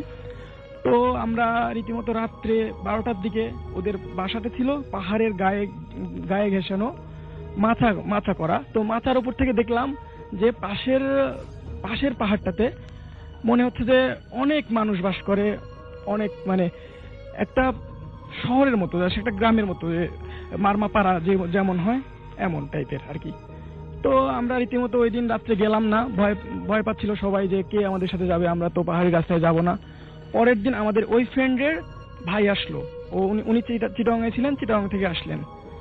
তো আমরা ওই পাহাড়ের উদ্দেশ্যে রওনা হলাম। রাত তখন 12টা হবে এরকম টাইমে আমরা পাহাড়ের উদ্দেশ্যে যাচ্ছিলাম। পাহাড়টা এখান থেকে 500 মিটার দূরে এরকম হবে। তো পাহাড়ি রাস্তা দিয়ে যাচ্ছিলাম। তো আমার যে ফ্রেন্ডরা ছিল, একটা ফ্রেন্ড ছিল, ও নিজেকে অনেক সাহসী বলতেছিল যে আমার অনেক সাহসী, এসে আমি সামনে যাব। তো সামনে যাচ্ছিল, আমরা 1 মিটার ডিস্টেন্স। তো কিছু দূর যাওয়ার পরে আমাদের জাস্ট মাথার সেন্স কাজ করতেছিল না, এখন কয়টা বাজে, এরকম আমাদের এমন একটা পরিবেশ ক্রিয়েট হয়ে গেছে যে আমরা স্বাভাবিকভাবে সবকিছু করতেছি। তো সামনে যাওয়ার পরে দেখলাম কিছু বাচ্চা, 8-10 বছর বয়স হবে, এই টাইপের কিছু বাচ্চা মানে খেলা করতেছে। তো আমাদের যে ফ্রেন্ডটা ছিল, ও ফ্রেন্ডটা সবার সামনে, ওই ফ্রেন্ডটা একটা বাচ্চার ওই বাচ্চাদের কাছে গিয়ে ওই বাচ্চাদের ভেতর একজনের হাত ধরলো। তখনই আসলে মূল ঘটনাটা আসলে ভাই, তখন ওই সব বাচ্চাগুলো এমন ভাবে তাকাইলো আমার ফ্রেন্ডের দিকে, ওই চোখগুলা আমরা নিজের চোখে দেখেছেন? হ্যাঁ, নিজের চোখে দেখা। চোখগুলা বের হয়ে আসছে, চোখগুলা বড় বড় এটা বের হয়ে চলে আসছে। এই দৃশ্য দেখার পরে আমার ফ্রেন্ড ওখানেই আর কি সেন্সলেস হয়ে গেল। সেন্সলেস হওয়ার পরে আমাদের সাথে যে ভাইয়াটা ছিল, ওই ভাইয়াটার হাতে একটা পাহাড়ি রাস্তায় যাওয়ার জন্য একটা ছোরা ছিল। তো ওই ছোরা দিয়ে ওই বাচ্চাগুলোকে সরানোর চেষ্টা করতেছিল, কিন্তু বাচ্চাগুলো সরতেছিল না। প্লাস ওখানে মানে একটা ভৌতিক একটা সিচুয়েশন ক্রিয়েট হয়েছে, অনেক মানে ভয়ানক ভয়ানক শব্দ ভেসে আসতেছিল পাহাড় থেকে। মানে এই ভাষাগুলো আমরা আসলে কোথাও শুনি নাই এরকম ল্যাঙ্গুয়েজ। তো কিছুক্ষণ পর সবকিছু শান্ত, ওই পাহাড়টাতে যে জনবসতি এটার কোনো চিহ্ন মাত্র নাই, কোনো আলো নাই, কোনো কিছুই দেখা যাচ্ছে না। রাসেল ভাই নিজের চোখে মানে অবিশ্বাস করতে পারতেছিলাম না যে কি দেখলাম আমরা এটা। তো ওই বাচ্চাগুলোও নাই, তো আমরা ফ্রেন্ডকে নিয়ে আসলাম, নিয়ে এসে পাহাড়ের এই যে জনবসতি আছে ওই জনবসতিতে নিয়ে আসলাম। নিয়ে আসার পরে ওই ভাইয়ের কাছে জিজ্ঞাসা করলাম, আচ্ছা এই শব্দগুলো কি শব্দ আসতেছিল, এই শব্দগুলো আসলে কি ধরনের শব্দ আসতেছিল আপনারা একটু বলবেন? তো বলতেছিল যে তোমরা এই এলাকা থেকে ছেড়ে যাও, এই এলাকায় তোমরা এসো না, এই এলাকায় থেকে চলে যাও, এখনই চলে যাও, এরকম একটা শব্দ ওরা ওদের মারমা ভাষায় বলতেছিল। তো পরে ওই গ্রামের অনেকে আছে, তাদের কাছ থেকে জিজ্ঞাসা করলাম আসলে ব্যাপারটা কি। তো বললো যে আসলে অনেক বছর আগে, প্রায় 10-15-20 বছর আগে ওখানে হচ্ছে জনবসতি ছিল। জনবসতিটা আসলে পাহাড় ধসের মাধ্যমে জনবসতিটা পুরাটাই মানে মাটির নিচে চাপা পড়ে। অনেক বাচ্চা ছিল, অনেকেই ছিল যারা মারা পড়ে, আর যারা বেঁচে ছিল তারা এই গ্রামটাতে চলে আসে। তো ওখানে আসলে কোনো জনবসতি নাই, এই জন্য এখানে এই প্যারানর্মাল ঘটনাগুলো ঘটে। তো আমার যে ফ্রেন্ড, ওই ফ্রেন্ডটা এখনো স্বাভাবিকই আছে, যে ফ্রেন্ডটা মানে সেন্সলেস হয়ে যায়, ও আসলে এখন মেরিন প্রফেশনে আছে, জাহাজে ঘুরে আর কি। ও এখনো, আমরা যখন সব ফ্রেন্ডরা এক হই, তো ও এখনো এই ঘটনাটা বলে যে ওর লাইফের মানে ও কোনোদিন এতটা ভয় পায়নি। And today he is with us from Singapore, right? Sorry, ও হচ্ছে থাইল্যান্ডে আছে। থাইল্যান্ডে, সরি আমি সিঙ্গাপুরে বলে ফেলেছি, থাইল্যান্ডে। ওকে, এবং অ্যাপ দিয়ে শুনছি আপনি বললেন, একটু আগে আপনার সাথে যোগাযোগ হয়েছে, অনলাইনে শুনছে। Thank you very much. প্রিয় লিসেনার, এই এপিসোডে যে ঘটনাগুলো শুনতে পারলেন, আশা করি প্রত্যেকটা ঘটনা আপনাদের মাঝে ভালো লেগেছে। ট্রাক ড্রাইভারের ঘটনা সহ প্রত্যেকটা ঘটনায় কিন্তু বাছাই করা ভয়ানক ঘটনা ছিল। এই চ্যানেলে প্রতিনিয়ত আপনারা সব থেকে বাছাই করা ভয়ানক ঘটনাগুলো শুনতে পাবেন, যেমন আরজে রাসেল ভাই, আফনান ভাই, বাবু ভাই, ডক্টর আলিক ভাই, এনাদের যেগুলো বাছাই করা ভয়ানক ঘটনা, প্রত্যেকটা ঘটনা আমি প্রতিনিয়ত এই চ্যানেলে রাত 10টা বাজে পাবলিশ করে থাকি। তবে যারা এখনো এই চ্যানেলটি সাবস্ক্রাইব করেননি, অবশ্যই চ্যানেলটি সাবস্ক্রাইব করে নেবেন। যারা অলরেডি চ্যানেলটি সাবস্ক্রাইব করেছেন তাদেরকে জানাই অসংখ্য ধন্যবাদ। আপনারা চাইলে এই চ্যানেলে ঘুরে আসতে পারেন। এই চ্যানেলে অসংখ্য এপিসোড পাবলিশ করা আছে, যা শুধুমাত্র বাছাই করা ভয়ানক ঘটনা। তো প্রিয় লিসেনার, আজকের জন্য এখানেই বিদায় নেব। আবারও আগামীকাল নতুন কিছু বাছাই করা ভয়ানক ঘটনা নিয়ে আপনাদের মাঝে চলে আসবো। সকলেই ভালো থাকবেন, সুস্থ থাকবেন। আল্লাহ হাফেজ।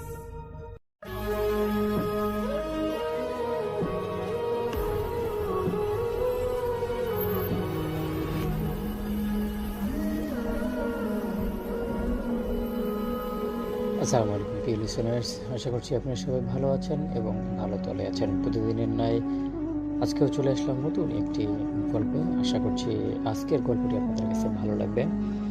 তাই যারা যারা ভিডিওটি ওপেন করেছেন, আশা করব সম্পূর্ণ ভিডিও জুড়ে আমাদের সাথেই থাকবেন। গল্পটি পড়ছি হাতছানির ঘর, লিখছেন চট্টগ্রাম থেকে মোহাম্মদ বাবুল হোসেন। চাঁদের আলোতে গ্রামটা নরম আলোয় ভাসছে। গ্রামের নাম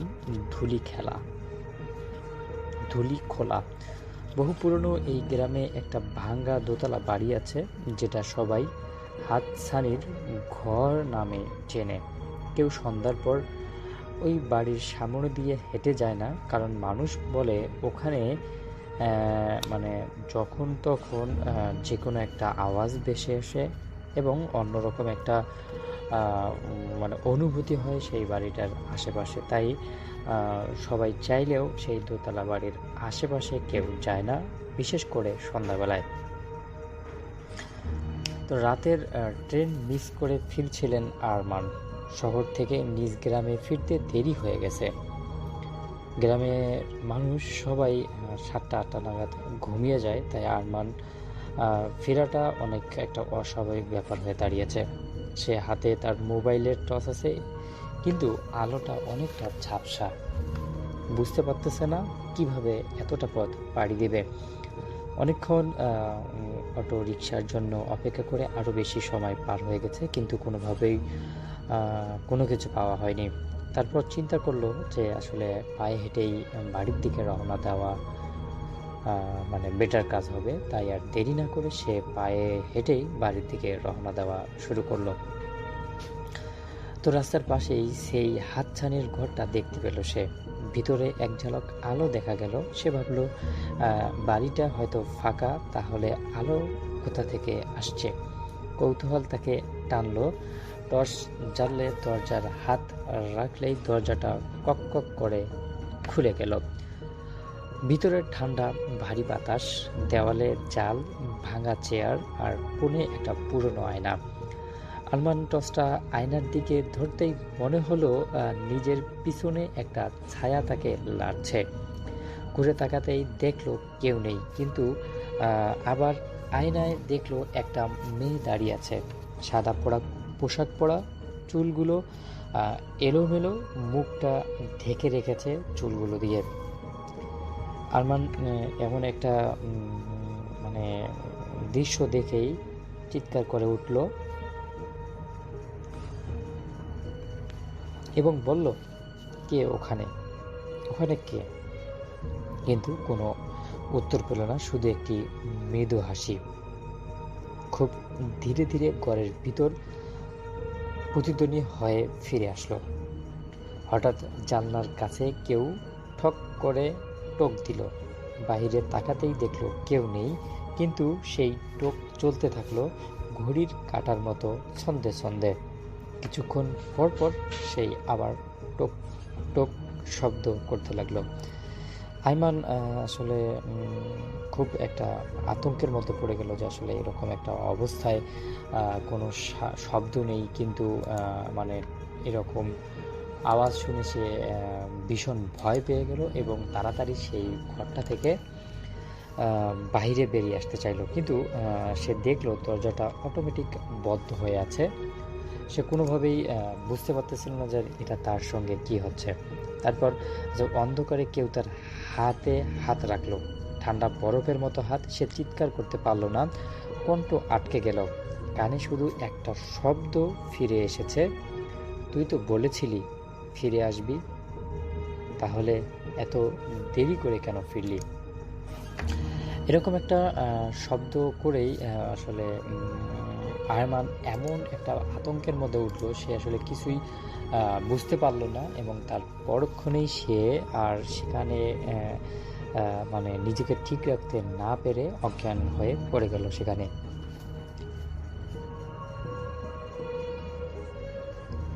পরদিন সকালে গ্রামবাসীরা মানে সেই আইমানকে সেখান থেকে মানে উদ্ধার করতে নিয়ে আসলো এবং গেটের মধ্যে ঢুকতেই তারা দেখলো যে সেখানে লেখা, আমি ফিরে এসেছি, আরমান আর ফিরে যাবে না। এমন একটা কথা শুনে আসলে সবাই আতঙ্কে উঠল এবং পরবর্তী সময় আইমানকে একজন হুজুরের কাছে নিয়ে যাওয়া হলো। হুজুর তাকে কিছু সূরা পড়ে পানিতে ফু দিল এবং সেই ফুর পানিটুকু আইমানের মুখের উপর দেওয়ার সাথে সাথে আইমানের জ্ঞান ফিরল এবং আইমান আসলে বলতে লাগলো যে গত রাতে তার সঙ্গে কি হয়েছে বা সে আসলে কিভাবে সেখানে গেল। তারপর থেকেই আসলে আইমান চিন্তা করলো যে আসলে এই বাড়ির ভিতরের মূল কাহিনীটাকে, সেই কাহিনীটা উদ্ঘাটন করার সে চেষ্টা করলো এবং পরবর্তী সময় তার গ্রামের একজন বয়োজ্যেষ্ঠ মানুষের কাছে জিজ্ঞাসা করলো যে আসলে এর আসল কাহিনীটা কি।